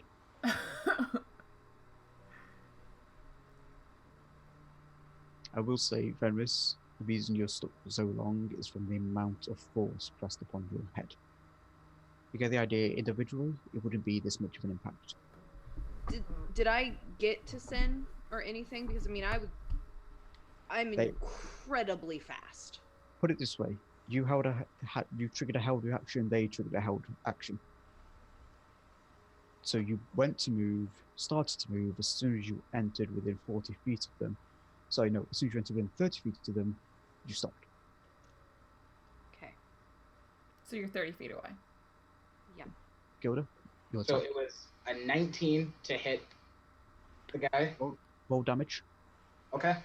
Alright, hold on.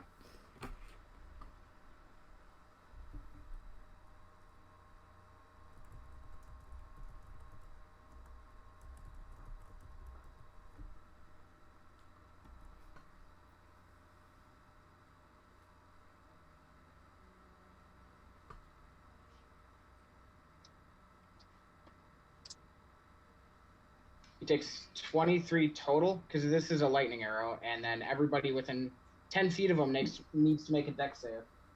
Okay. Hopefully disrupting whatever this Well, is. only a 12. That fails. Everybody within 10 feet takes an extra 7 lightning. They're still standing and still stood there, just staring, although you think staring, their faces, features as they are, are pointed in your direction. And I would like everyone to make an initiative roll, please, as you act aggressively upon them. God fucking damn it. There's no one to rescue now. Ooh.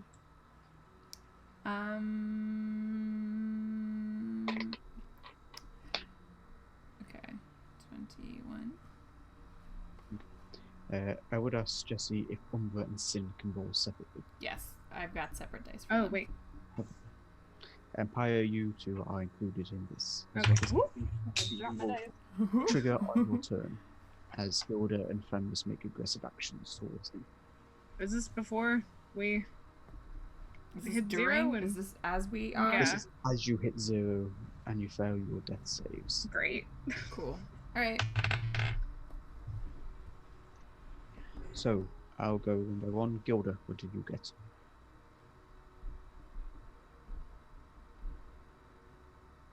You're muted. You muted. Sorry, 17. Okay. Sin 21. and Umbra. 19. Okay. Pyre 13. and Fenris. 19. 19. Okay. In that case, at the top of the round, Sin. As you feel your soul drifting away, you hear your question reverberate around you. What secrets do these woods hold? And suddenly you could see again, but not as you did in life. You can perceive the entirety of the Delling Forest. You can feel every little creature that stirs within the forest myths. You can feel every footfall. You can perceive the towns that have been slowly captured by it as it spreads south, and you can feel that growth southward as well. But you also perceive a large net of magic covering the entirety of it, as if it is made from the weave of magic itself, without any school attached to it. It just is pure energy. And you notice, and where this net is most secure, where it is held tight, are numerous totems, including the one where your body lies currently. But some of those totems are fallen and destroyed, and so this massive net of magic is slowly beginning to unravel. And you can feel something encroaching, something reclaiming its home after losing it aeons upon aeons ago. Oh. And you feel anger from that thing. A righteous wrath of having been lied to, of having been tricked and deceived. How dare those meddlesome individuals dare to have lied before your magnificence? How dare they have spread mistruths? How dare they have trapped you? And you gave your word that you would seclude yourself for the protection of those infant creations, those infant sentient races that had only just begun to walk upon your world and your land. And you feel this answer reverberating through your very essence. The first tie to your body restructures itself, though you are still lost within this gaping void of chaos.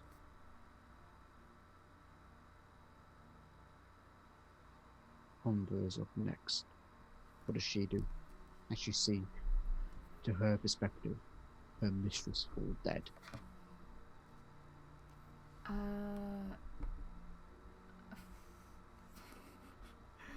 Gotta go with what Umbra did in a different game. She is going to... Well, actually, I don't know. She's gonna stand up. She's now pounced up. Fenris is frozen.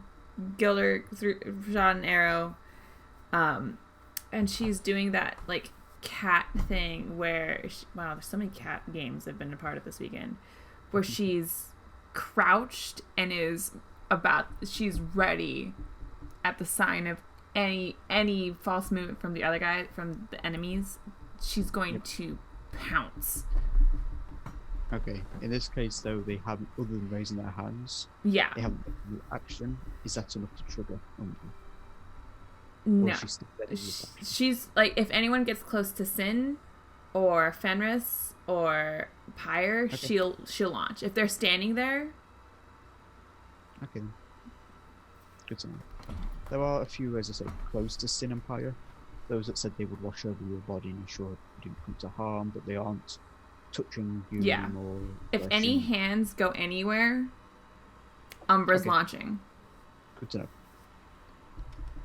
Next up, in that case, is Fenris. Fenris, as you feel your mind stunned, your body unable to move, you hear a voice curl into your mind, monotone and without inflection, and as if you're reading and writing, but it is oddly audible. Will you pay the heavy price? Is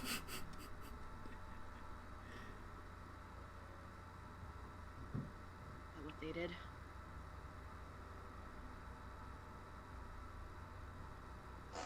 You say that you'll think it at least with consent. Is that what they did? That's what Oh, he okay. Oh, asks sorry. at it. I'm sorry, I didn't hear clearly. What you hear in return is all those that speak, that ask, must pay the heavy price. Fuck you, fine. At the end of your turn, you feel your stunned effect end. You're able to move your body once more as you give your consent to pay the heavy price. Gilda, Welcome to the club. Oh boy, this is fun. Nothing bad's happening. We're having a good time. Well, I have no idea if Fenris has agreed to whatever this is. See, I'm battling in character and as a player. Do I just knock over the totem? Because I also don't know that it's holding this net in place. you also don't know the old words that say don't topple them because you haven't been told by Sin Yeah. Effect yet. Well, no, I know Cinna specifically said not to topple them, but I Oh, don't that's it. connect You it. don't know the old words yet. Yeah. For all I know, she's dead right now. So fuck it, I can do what I want. Oh no. So what For do you now, actually, what I'll do is, have they seemed to have noticed me since I'm on the outside of the clearing and haven't stepped in? No, they haven't. Okay. Then what I'll do for now is cast flame arrows and then just try and circle around the clearing to see if I can get a better vantage point and actually like see Sin Empire and see where they're at. It's pretty easy to do so. To be honest, you can just start moving around the edge of the clearing, and they do pretty easily come into view. They're not surrounded or anything. You Okay. see the still forms knelt with one of these 20 individuals in between them, kneeling before this totem.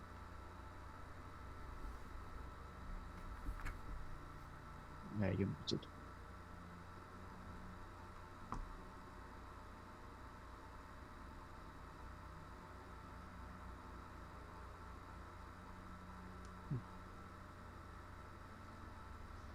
Sorry.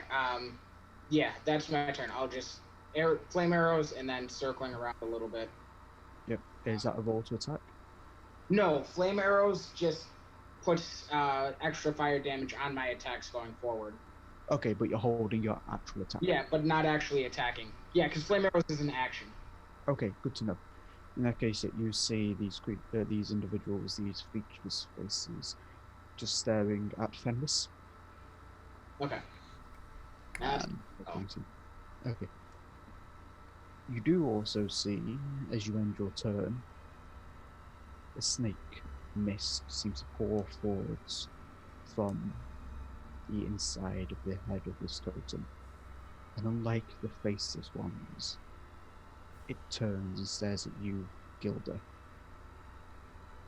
Fixes its eyes upon you. And I need you to make me a charisma saving throw, please. Oh. Oh, good. That's a +0. This will be fine.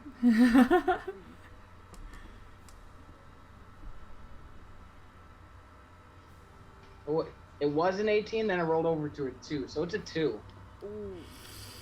You feel this energy seem to coalesce around your form, and before you can even move to do anything about it, you find yourself trapped in a featureless space as you're banished by the creature within the system. It's fun. So we're having fun. It's fun, guys. Yeah, I love banishment when I'm the one who casts it, but It's awesome as a player. Pyre, remind me, what was your question again? I asked a big one. What is behind the lie all believe to be true? You find yourself in this void of chaos just as Sin found herself, and you feel your question reverberate around you. If you get silence in return, indeed the presence that you encountered in the totem seems to withdraw slightly, and then you hear footsteps. Although you cannot move, there's no ground beneath your feet. There's no eyes to hear. You hear footsteps from behind you, and a voice says, "Now, my dear, that's cheating. We can't have that. Each must learn by themselves, through investigation, not through questioning an ageless entity. But I shall be kind. If you wish to learn the truth, seek Riverhome. Seek the village you head towards, and specifically seek seek the insanely sane one. What that means is up to you, dear Pyre. But all children of chaos must learn by themselves. I do so hope you will peer past the veil, though. It would be most beneficial." And you hear footsteps turn and walk away. This enormous presence, ancient and so very angry, envelops you once more, and you feel the first tether to your soul return.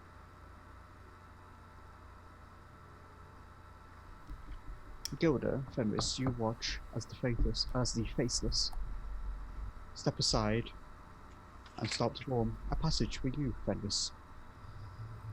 Just point of order, I don't see a thing. I'm in a different dimension. Oh yeah, no, sorry, I forgot. I banished you. Of course, my bad. But at the top of the turn, in case top of the round, Sin. Your question once more reverberates around you. What secrets do these woods hold? And this enormous presence coalesces itself. And I apologise if I shall be giving you another hard to write name. Okay. Era Talia Kaisko. That's E-A-R-A apostrophe A-R-A apostrophe T-Y-L-I-A. T-Y-L-I-A. I know, I'm sorry. Apostrophe K-Y-S-C-O. Z? C. C. Oh, okay. Yeah. You hear that name kind of reverberates around you. Iratalia Kaisko gives the words. Dare not wander the forest. Dare not topple the totems. Dare not break the rituals, lest the forest beasts come for you. Beware the trees that hide more than shadows. The eyes that peer from eyeless skulls, for the warden watches you, waiting for the cruel. Do not presume to control the land, for the land serves none. Within its core, the breath of Titan's roam. The pact was made, but should it break, the desecrated will come for you. Much was sealed away, and now the Prime will walk once more. Unless an offering of peace is given, no empathy shall blunt their claws. So dare not break the rituals, lest you are prepared for their wrath. For should the Hillocks pact break, for River Home to fall. And I will send you those. Thank you. That. I got 3 lines in and I went, no, it's not happening. Yeah, I know, it's complicated, but it's all for a purpose, don't worry about it. Oh my goodness. I promise you it's not meaningless. I'm so happy with the question I asked. And you feel the last tether, or all of the other tethers, I should say, to your soul strengthen. And you find yourself at the end of your turn, kneeling in the ground, feeling the warmth of the soil beneath you. And you can look out and see out the corner of your eye a kneeling figure, and then beyond them, Pyre. There's your question is answered. Next up is Umbra. What does Umbra do?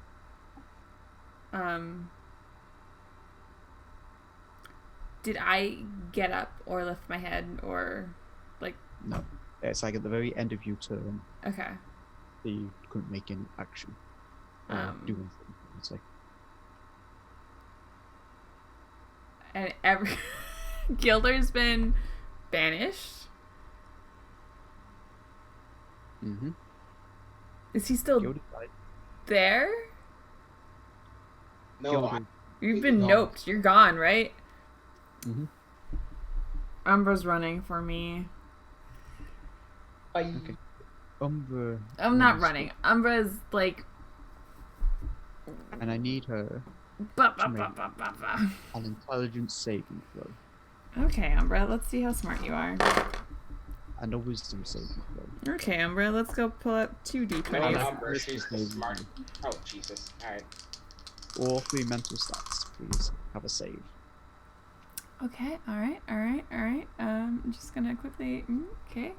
Oh. So what was it? Intelligence and wisdom? Intelligence, wisdom, and charisma. Oh, I'm just gonna throw. Where's my other d20? Right here. Well, intelligence is a 4. Okay. Wisdom is a 12.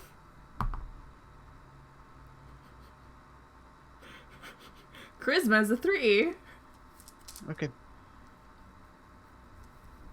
Fenris, you watch as Umbra runs past you towards Sin, and then stops. You watch as Umbra seems to look around in confusion, and then turns and prowls back into the forest. And the mists surge, and when they disappear, Umbra is gone. That's fucked up, man. And before I go to the next turn, I just want to say thank you for the RPG Lab for that raid. Much appreciated. Hello, we're in some mystic shit right now. So yes. Oh So, boy, oh boy, oh boy. At the end oh of boy. Umbra's turn, Yeah. Yep. Fenris, you're up next. And they made like a creepy body passage for me to walk through. Oh, Yes. don't say They that. did. Oh, the cat's going that way. I said yes to the voice in my head because why the fuck not? But I can move again, so down the passage I go. But like Before you can reach, speed walking because I walk real fast with my boots. Before you can reach Pyre and Sin, you're blocked by more of them, more of the faceless, and you hear in your head, Will you hold strong and fast to what you have agreed? Fuck you! I said yes. They step aside. Keep going forward. Sin and Pyre is right there. You can get right up next to them. And I'll say as you draw close, you do notice Pyre isn't breathing. Sin is, Shit. however. Sin is Okay, beginning to pant.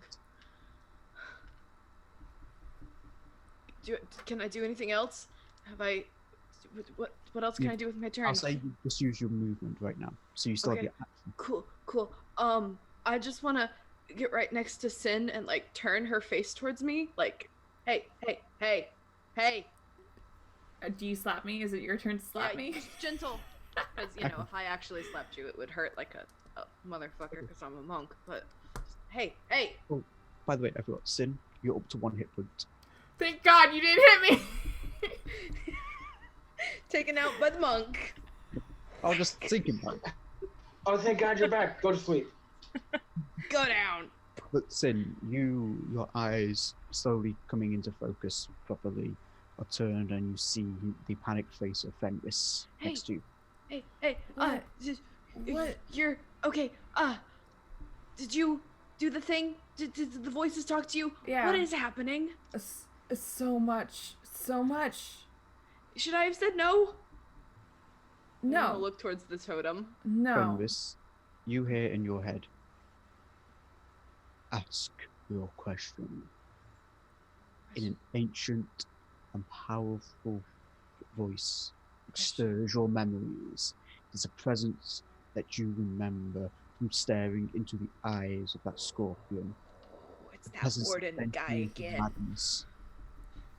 But this one is so much more than that. You have the idea that which looked through the eyes of that scorpion's skull was lesser compared to what speaks into your head now. Question. I'm kind of panicking. I don't.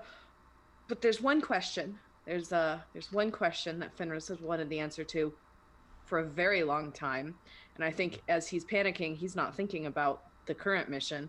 That question is all he can think of. So, where's my brother? Since the guardian spirit was already formed from dealing with Gilda, it lashes out immediately and doesn't need to draw upon your strength. You immediately drop to 0 hit points and fail all 3 death saving throws. As because you're not kneeling in a prayer position, your body slumps lifelessly to the ground instead.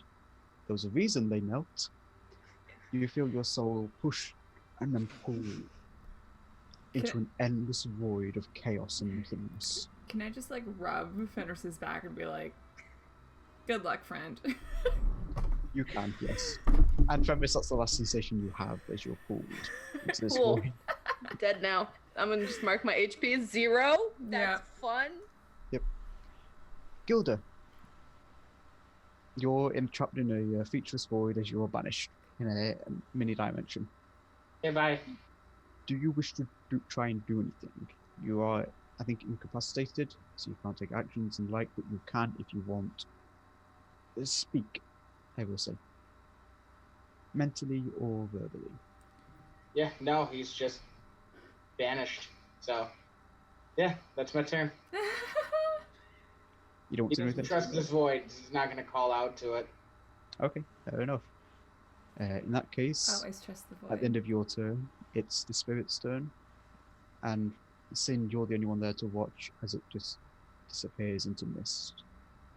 Having dealt with the intruder, but Gilda, it still maintains concentration, even though it doesn't have a form, and so you're still technically banished.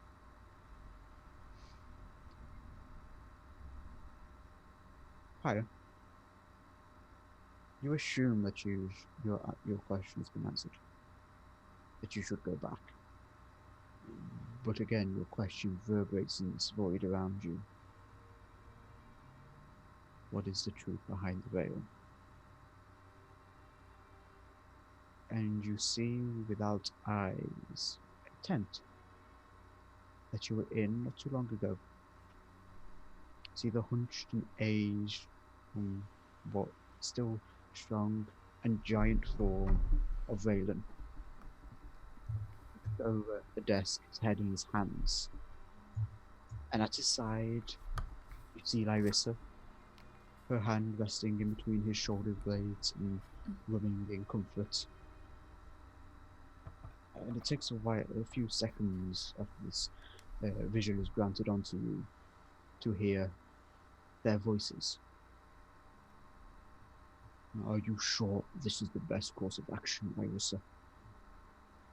We are sentencing them if they find the truth, too. It is not an easy life, and you know this. Bear the burden of truth. It is more terrifying than ignorance at times. Although it gave me you, I do sometimes regret it. And you hear her say, "Oh, my old lion, calm down. You may not be long left, but I have an entity before me before I join you in death. If need be, I will watch over them. It is a burden, yes, but it's a burden we bore together. They shall bear. And I can never truly regret it. It gave me you, after all, my dear. My darling lion. So still yourself, be strong like you were in the past. Oh, fuck off, you. I'm so strong. And you hear them start to get into a very playful argument as a release of stress, as what you assume to be a very tense conversation comes to an end on an agreement that if you do find the truth, there is someone to watch over you and ensure that you are safe. And you feel another few tethers of your soul reconnect, but you're still adrift within the void. Cool. The faceless around you, Sin, lean down and help you to your feet. Now it's your turn. I survey and instantly look for my Umbra. Umbra is gone. Where is she? Where is she? I'm gonna grab one of the faceless creatures, and just yell, "Where is she?" She is a beast. She shall become more. As all those within the forest, all those that beat the primal mist. She will return if she so wishes. Be her choice. I am going to... Oh, here I go! Like, just throw them and take off in the direction where I left her. Okay. I'd say you get part way there before it's the end of your turn. Okay, that's fine.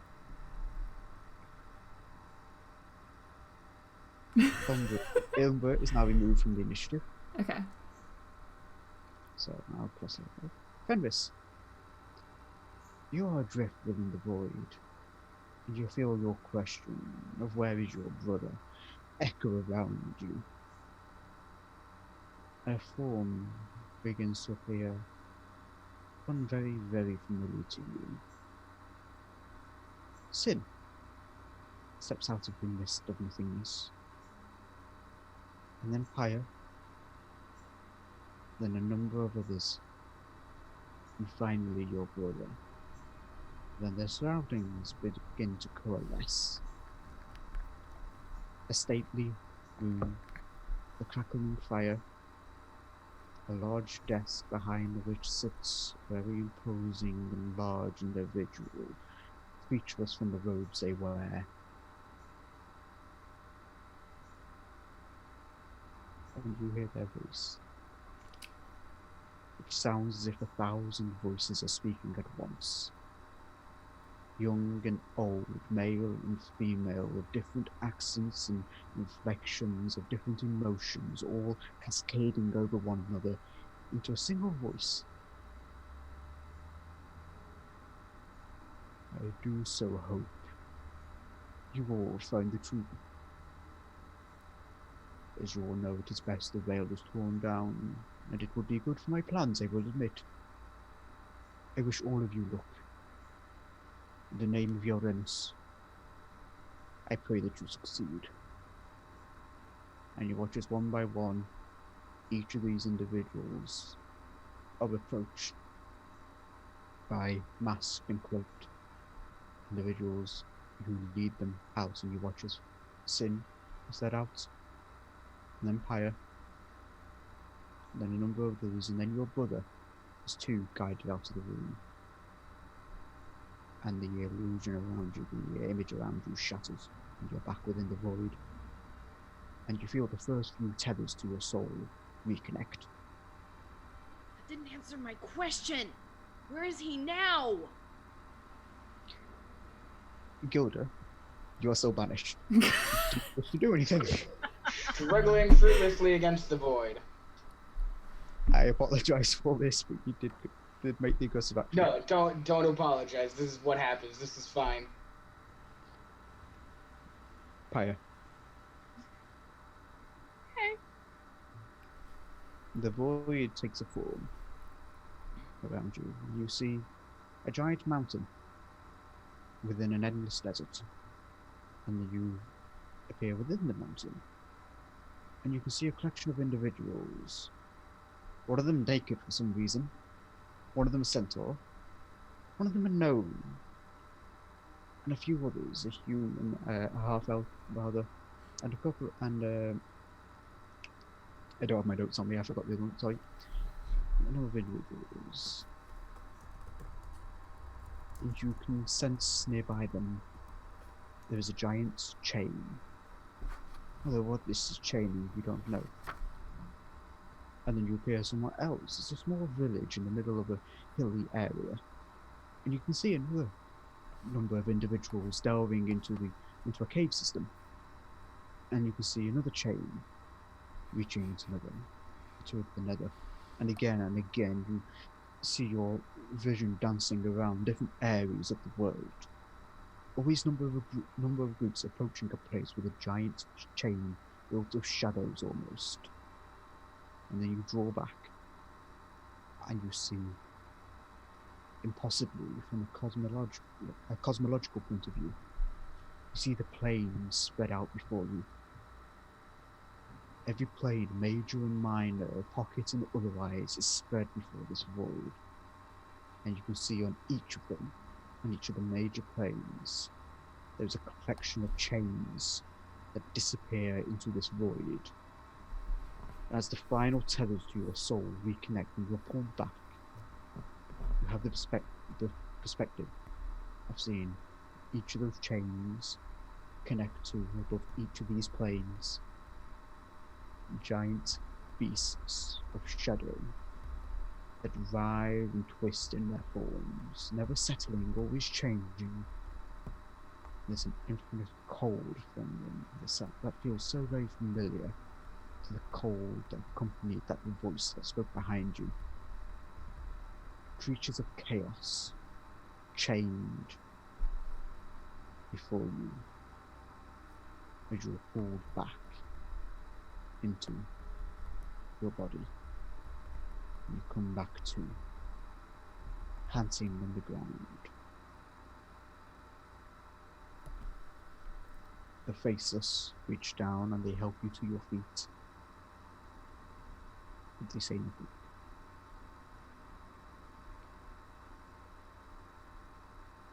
Sin. We're falling out of combat now. Peace. Yeah, I'm just gonna do my sharp whistles that Umbra usually calls to, and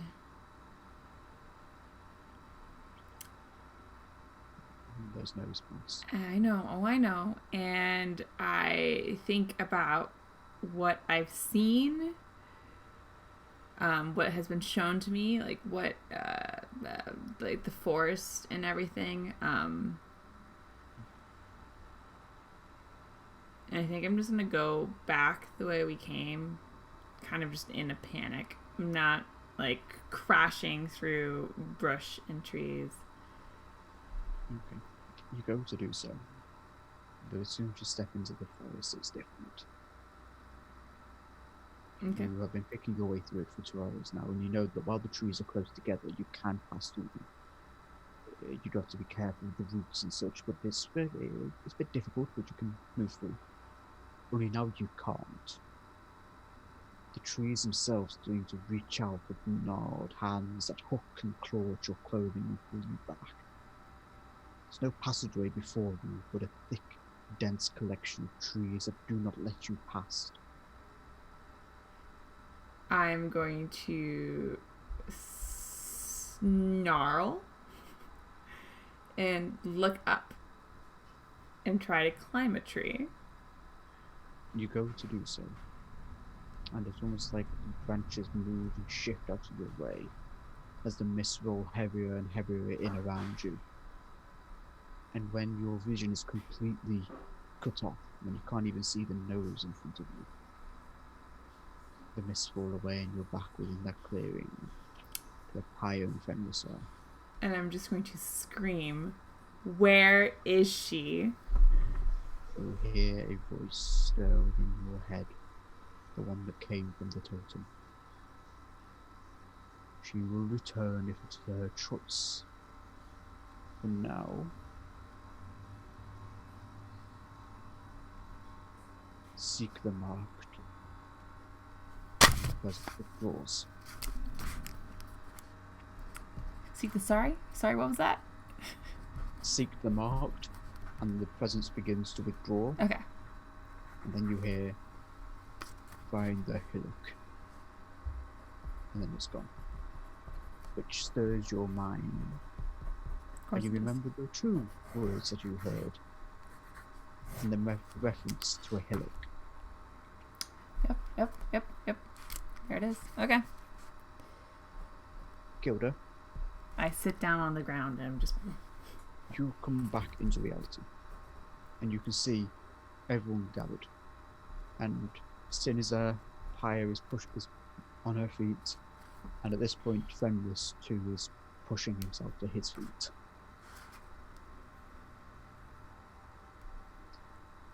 Fenris. Yeah. Question. Before you are pulled back into reality, before you're pulled back into life, the void around you shifts and takes a new form. The forest that you are in only begins to pass before you, as if you're travelling great distances south, until you reach the coast, and you're travelling over an ocean. Endless and deep, you keep travelling and travelling, the horizon coming ever closer yet never giving you land, until finally, after seemingly an age, it does. And now you're travelling over a land. Sparse forestry and plant life gives way to a massive desert. And in this desert, you see, gathered around an oasis, a large city. A city of which caravans of people are beginning to leave and flee. And you see in the distance a large mountain, which seems to hum and crackle with energy. And within the centre of this city, you can find your brother, knelt over an elderly individual, tending to their wounds, whispering to them words of peace. As you manifest there, you watch as your brother looks up at you and seems to recognize you, recognize that you are there in this empty room, accompanying him and his patient. He smiles, and you hear within your head not the voice of this great presence, but the voice of your brother. Hello there, sister. Don't you worry. I'll be with you soon. I've got a few things to deal with. Keep fighting, would you? And keep an eye on Sin. She's a bit... well, you know how she is, I'm sure. It's not a coincidence you met her when you looked for me. Oh. It was a request.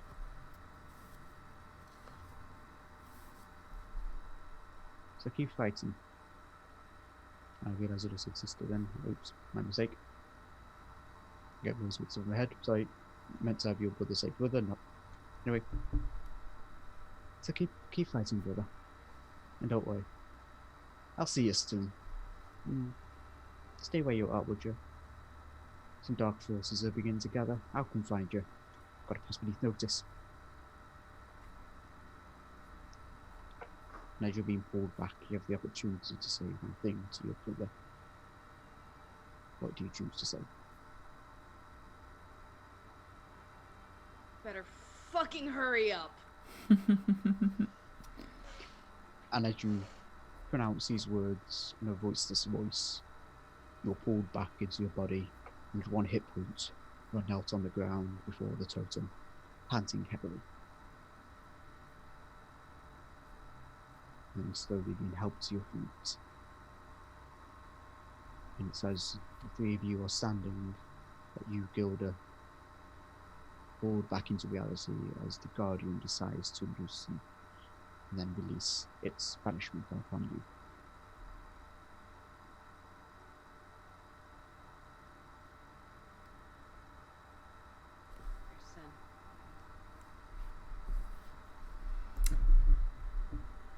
You're saying, where's Sin? Sin is sitting on the ground, staring out into the forest mist, grumbling. I'm walking straight over to Sen. Grab you by your shirt and pull you up. What? What? You didn't tell me everything. What did you want me to tell you? I don't know everything. I'm learning new things right now. Then tell me those things. I'm gonna wait until we're all ready to hear those things. You, Sin, feel like pressure begins to pulse in the back of your head. Great. These memories you've lost, seemingly fighting to come forward. But they don't unless you choose to let them. I choose to let them? Make me an intelligence saving throw.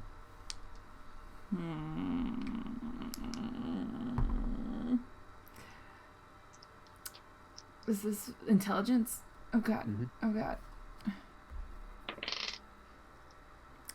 It's a 16? You take... Well, you go unconscious. Cool. Before you do, a memory stirs. Of an individual that looked pretty close to Fenris, actually. Stood before you in a room with a crackling fireplace. It looks very familiar. Do me a favour, would you? Look after Fenris and make sure he's pointed in your way. I think the two of you need to look after each other. You'll be good for one another. Just keep an eye out, would you? Sin? Who knows, perhaps I'll meet you both again, if we both remember and find our path. Good luck. As you collapse into unconsciousness, the memory ends with this individual who you realise and remember now to be Fenris's brother, walking out of the room. Fenris, as for you, as you're shaking Sin, the body goes loose in your grasp.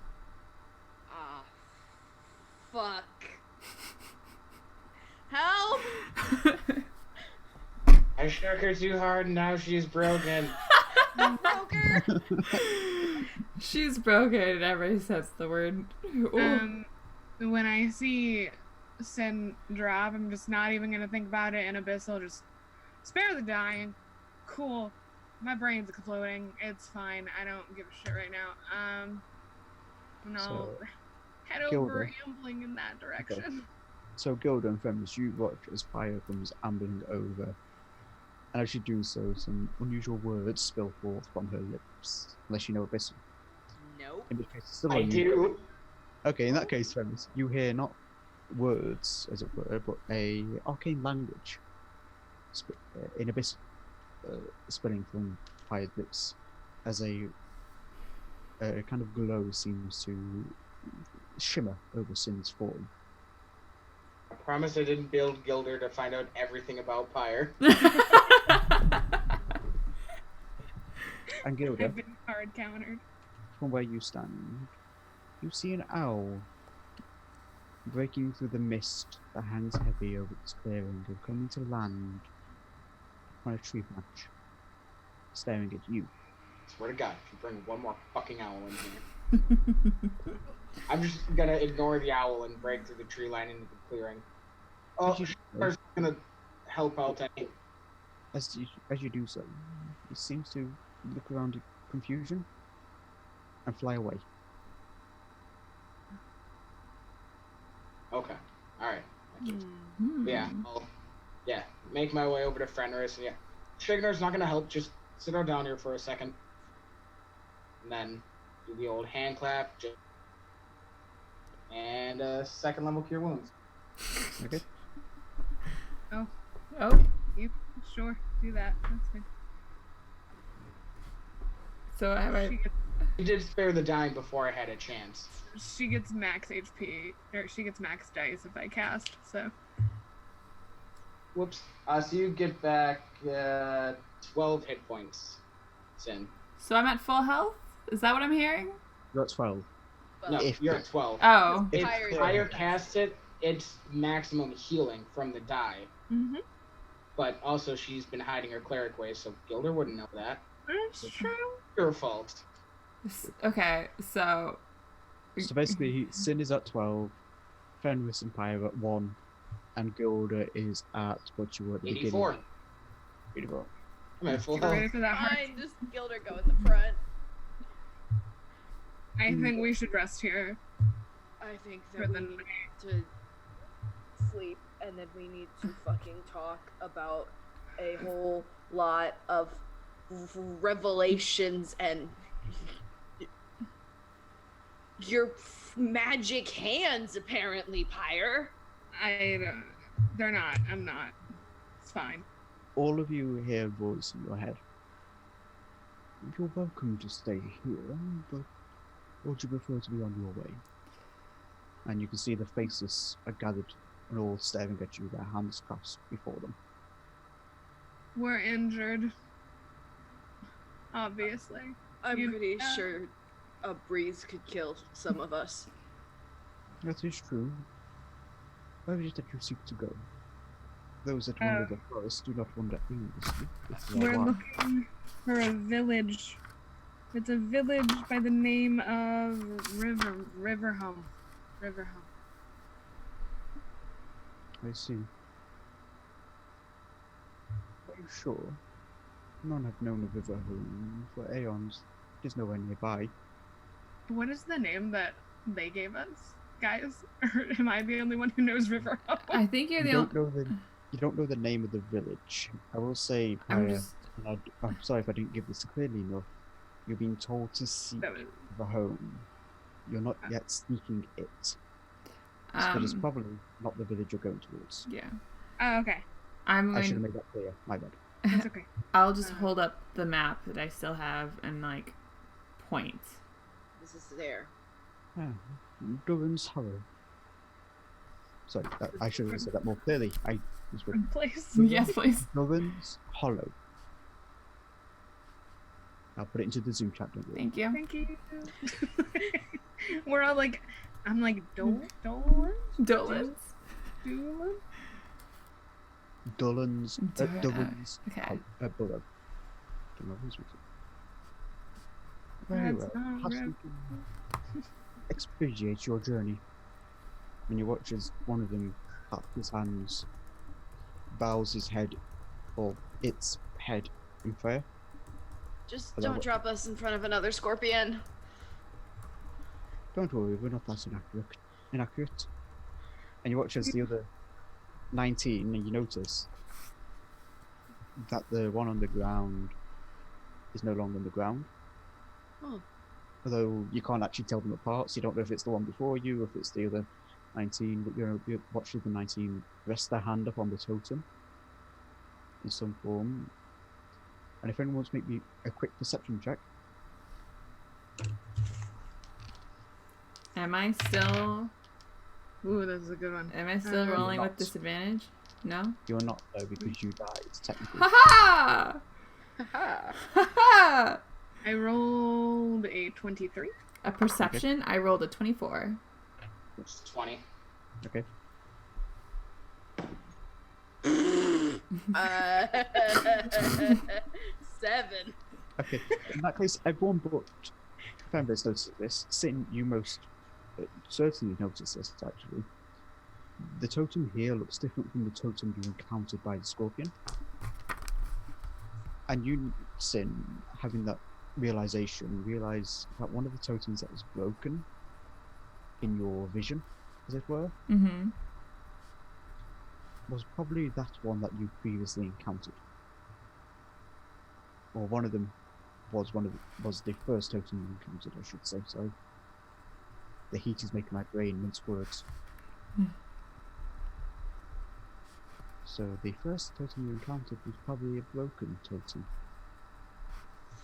And this one's not. But as they rest their hand upon the totem, the faceless before you separates its pressed together hands, and you watch as the ground around you surges upwards, enveloping you all into darkness and blackness, and then shatters.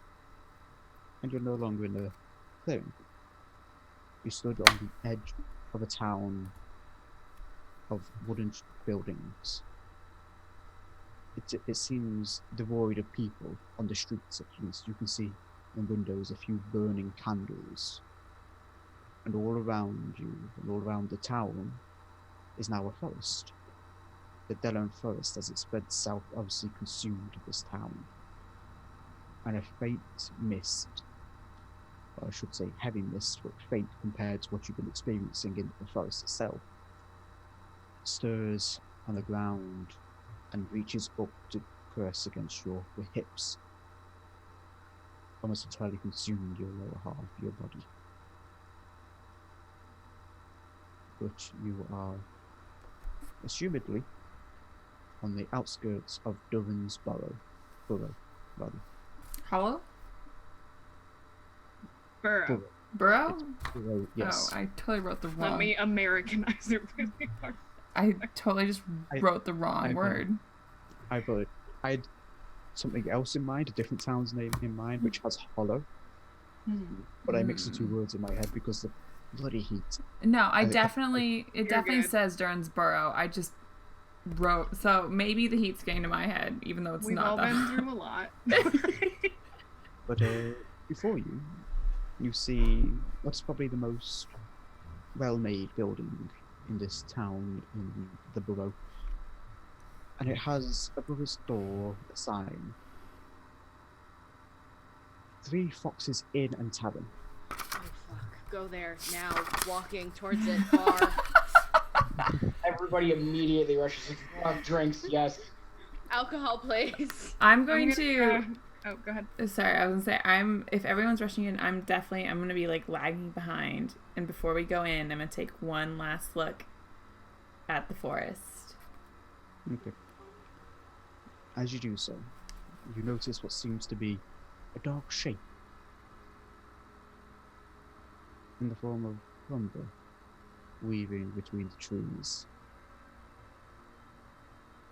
Glaring eyes catching you and catching your own gaze as the shape pauses and then turns and disappears back into the forest. And as I watch that, I'm just going to say out loud, quietly, not really to anyone, mostly to Umbra, come back when you want to, if you want to. I'll be waiting. You watch as what is probably Umbra pauses, looks back at you, bows her head in a very intelligent move compared to what you're used to, and doesn't seem to look at you with hatred or anger, but a reassurance of just a little bit while longer before she turns and the mists envelop her. And you turn and head back, and you head into the 3 Foxes Tavern and Inn.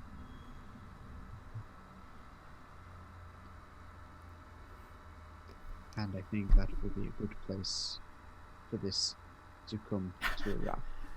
That's a great place to end. As I have something else, but I think it would break the mood. So I think session 3 of the Old Myths will come to a close as all of you step into the warm interior of the Three Foxes and finally step out of the mists for the first time in a while. You guys aren't hearing the music that I'm playing right now, but it's... Oh, is the Amber Moon still playing? Oh, no. I've been doing some mixed mastering with Alex Rose music. You'll see it in the VOD. Okay, I'll definitely get that. I can't hear it either. Whew, I'm a little emotional over here. I actually completely forgot there was music playing. I should have asked for it to stop. No, don't worry. I am a master tech wizard. I rolled with the punches. Well, thank you for that, Jesse, because the heat made me forget. I'll blame everything on the heat. Even when it's freezing, I'm blaming everything on the heat. Do it. But yes, so thank you to my wonderful players for making this session so much fun. I'm so glad you chose to do this because this was a optional encounter at any time you could have wasted. Thank you so much for stepping into it and letting me reveal these secrets and twists to the story. And also thank you to the wonderful audience who watched us this evening, whether that be live on the VOD or over on YouTube. Your viewership has been great. Thank you so very much. And I think we should go around and ask my players who they are, where we can find you on the internet, and what your favourite moment of tonight's session was. So why don't we start at complete random? Anders. Okay, that's me. I'm Anders. You can find me at Anders_D_K. You can find me streaming here on Variant Roles a bunch right now. And my favorite moment, there were so many good, creepy, terrifying moments that could have gone a lot worse than they did. I'm gonna be real selfish and say finding out clues about where my brother was my favorite moment. That's I have everyone did. There was lots of great moments, but I'm gonna be selfish and pick that one. That I'll admit that one was kind of on the fly. I kind of had the idea that if you were offered the question, you'd probably ask that, but I had nothing planned. So I'm glad that you like it. But next up, let's go to, because I'm picking up random, Stephen. Yep, I'm Steven. I played Gilder. You can find me online at Stephen R. Knoll on Twitter, because I'm terrible at creative usernames. As for favorite moments, I'm going to cop out and say just the whole session. I skipped out on feeling any... You're not allowed to cop out. Nope, you're not allowed. That's forbidden. Everything. I tried to get away with that once when I was a player. I wasn't allowed. You're not allowed either. I'm in power now. I'm giving the same. The DM has spoken. I did like all the moments with the totems and everybody getting to find out something. Okay, I'll allow that. But yeah, you'll never get Gilder's secrets. He's too careful and dodgy of an old man. You'll never know what his dark secrets are. Yeah, sorry about that. I just really wanted to... No, that's fine. That's 100% all right. Because I had another turn. I'd have fucked everything up and hit the totem. Mm-hmm. I must admit, I kind of wanted someone to say the whole session is their favourite, because I did once try and say that on a VR game, Variant Roles game, and I was told the exact same thing, so I'm so glad I get to do unto others as would do unto me. Coming full circle for you. Yeah, it's full circle. Sorry about it. Anyway, next up we'll go to Sam, the one who shares my name. Hey, my name is Pyre. I played Sam. What was that? Want Reverse. to try that again? This is really hot, okay? My cloak is really hot. My name is Sam. I play Pyre. You can find me on the internet at Samtastic with 3 M's. I do the streamies and the yellies. My favorite moment was Gilder getting banished. Sorry about it. Like, it was good. It was like a no from the totem. Yeah, but I also want to say the whole session because holy shit, my brain's exploding. It's fine. Don't worry about it. Whew. I will be honest and say, Gilda got lucky. Yeah. There was some worse stuff I could have done to you. Oh, I'm sure. For example, I could have called down a flame strike upon you. I could have imposed a curse upon you. I could have given you a Gias, etc., etc. Like I said, not complaining about being banished. And last, but by certainly no means least, the wonder of the creator of this wonderful overlay and the music maestro. Stop. Jesse. Hi, I'm Jesse at Chahus the Moose on Twitter and Instagram. I might be popping in a different game next week, but I don't know the details about that yet. So TBD. Check out my Twitter. I played Sin, of course, and Umbra. And my favorite moment, I think, was when Umbra got misted away, because Samuel's been hinting that things would be happening to Umbra, and it's happening. So I was prepared, but I wasn't prepared. Too OP. Too OP, had to nerf. I had to nerf. Get it. I get it. Please nerf. She was ridiculous. I get it. I understand. We gotta pick a new leader. Oh no. Shikio needs to come back. Hopefully Voxy will be back next session and yes. take over as the leader of this ragtag Right. group. But yeah, so I'm also gonna be selfish. Without you. And I know, right? I'm gonna be selfish and say Umbra. But my second favorite part, because I have to say this, it was so well done, was Wood Creature Mimic Fiend. Oh my goodness. I'll give kudos to anyone in the chat who kind of got the inspiration for that behaviour. It was from the tense era of Doctor Who Midnight. With the crystal moon or planet or whatever it was. I can't remember right now. That was definitely where I kind of inspired the behaviour from. That, like, right off the bat, it got my goosebumps going, and I was like, oh, this is going to be a terrifying session. And it kind of was. Yeah, just a little bit. A lot happened. Well, last and least in comparison to these wonderful folks, Stop it's it. me. So Not allowed. I'm Sam, or Samuel, as I go by in this game, at least because there's another Sam, which is unusual. There's not many times I encounter another Sam, I will admit. Same. You guys are lucky you're not Jesse's. But so I was playing everyone and everything else in this mad world I've created, and you can find me on Twitter as Eldritch Warlock, where I'll mainly tweet and retweet where I will be appearing on the internet there. But tomorrow at 7 p.m. British time, which is 2 p.m. Eastern, and I don't know about the other time zones because I only know those two because they're the most easiest to remember for me. I will be appearing over on the RPG Lab on their Monday campaign, The Company, where I believe we're currently in the body of a Warforged, we're currently addressing a Warforged while we're in a tavern or a pub which had a lot of fidget spinners. With those fidget spinners, the kinetic motion of those fidget spinners powering the Warforged. It was interesting. God. But yeah, so come check me out over there if you want to see me as a player. I will be appearing tomorrow on the RPG Lab at 7 p.m. British. But my favourite moment, I think I have to give it to your reactions to the Vine creature, to the Vine mimic. I loved how you all reacted to when I sprung that upon you, and I am so glad you enjoyed it, or were terrified by it at least.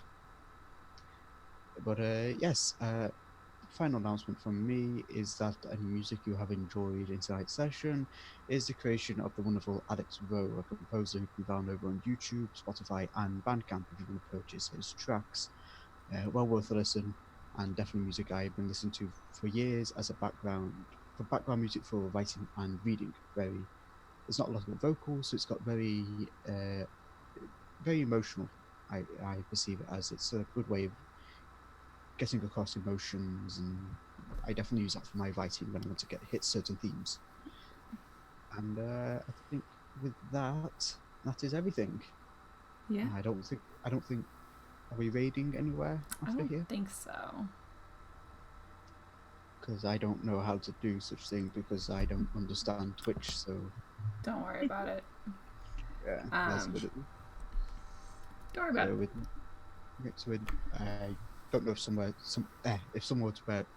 to raid will pop up, but if it does, go and give them a watch. But otherwise, it's a thank you from me and my players for coming along and watching session 3 of the Old Myths, and I look forward to seeing all of you, players and audience both, next Sunday at 8 p.m. Eastern, 8 p.m. British, 3 p.m. Eastern for session 4 of the Old Myths. Goodbye, folks. Ba, ba, ba.